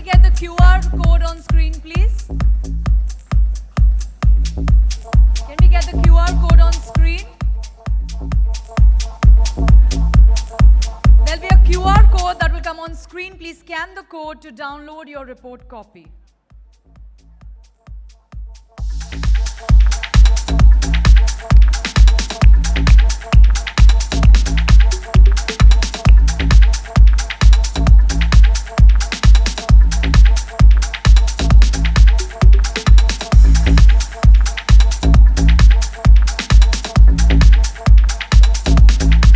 Thank you so much, presenters, for doing the honors. Requesting while you take your seat. Well, this has been indeed an amazing evening, I would say amazing day, filled with insights, anecdotes, words of wisdom, and loads to take back. It has definitely left me supercharged. I know most of you are tired right now, but I would like to see some smiles before we end. Well, this is not the end. This is just the beginning of a wonderful journey of wellness and well-being together. And for the vote of thanks, may I now invite Chief Human Resource Officer at HDFC Ergo, Sudakshana Bhattacharya, to kindly come on stage. Please put your hands together, giving her a warm welcome, everybody.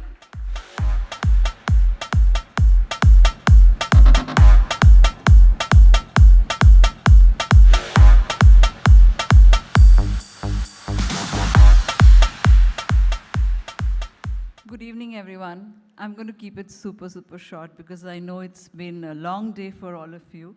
First of all, I would like to say a big thanks for being patient and being participative. I know it's not easy. So on behalf of HDFC Ergo and Great Place to Work, I'm just so happy to be standing here at the end of this amazingly memorable day.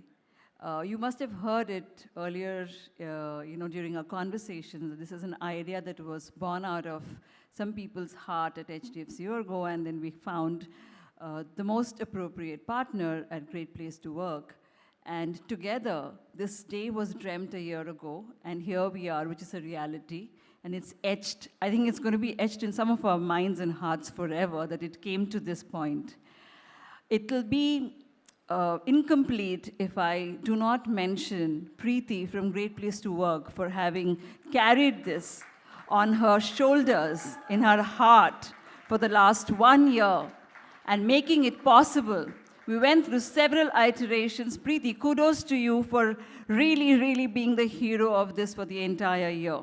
We couldn't have had this day, we couldn't have had this event today, we couldn't have had the launch of Habit of Life if it wasn't for you who carried this. Thank you for giving those 8.9 lakh unique impressions to start the index with. Last but not the least, of course, the entire team from HDFC Ergo and Great Place to Work, which worked tirelessly, endlessly, and especially in the last 2 weeks to make sure that this event is a reality.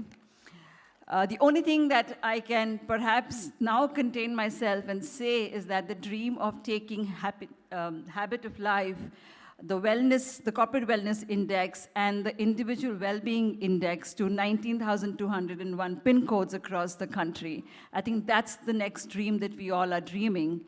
And we need each one of you to join us in this journey. With this request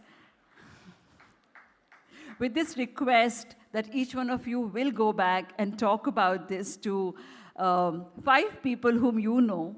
So there is this philosophy of 3 into 3 into 3, and that makes things grow. So which means that we talk to 3 people we know very well, friends and family, 3 people whom we know moderately well, and 3 people whom we don't know at all, but we make an effort to reach out to them. I hope that each one of you will reach out to 3 into 3 people and spread the word around of this wellness index. And let's give India a good habit of life. Thank you once again, everyone, and have a pleasant whatever is left of the evening. Please do join us for the drinks and dinner. Thank you.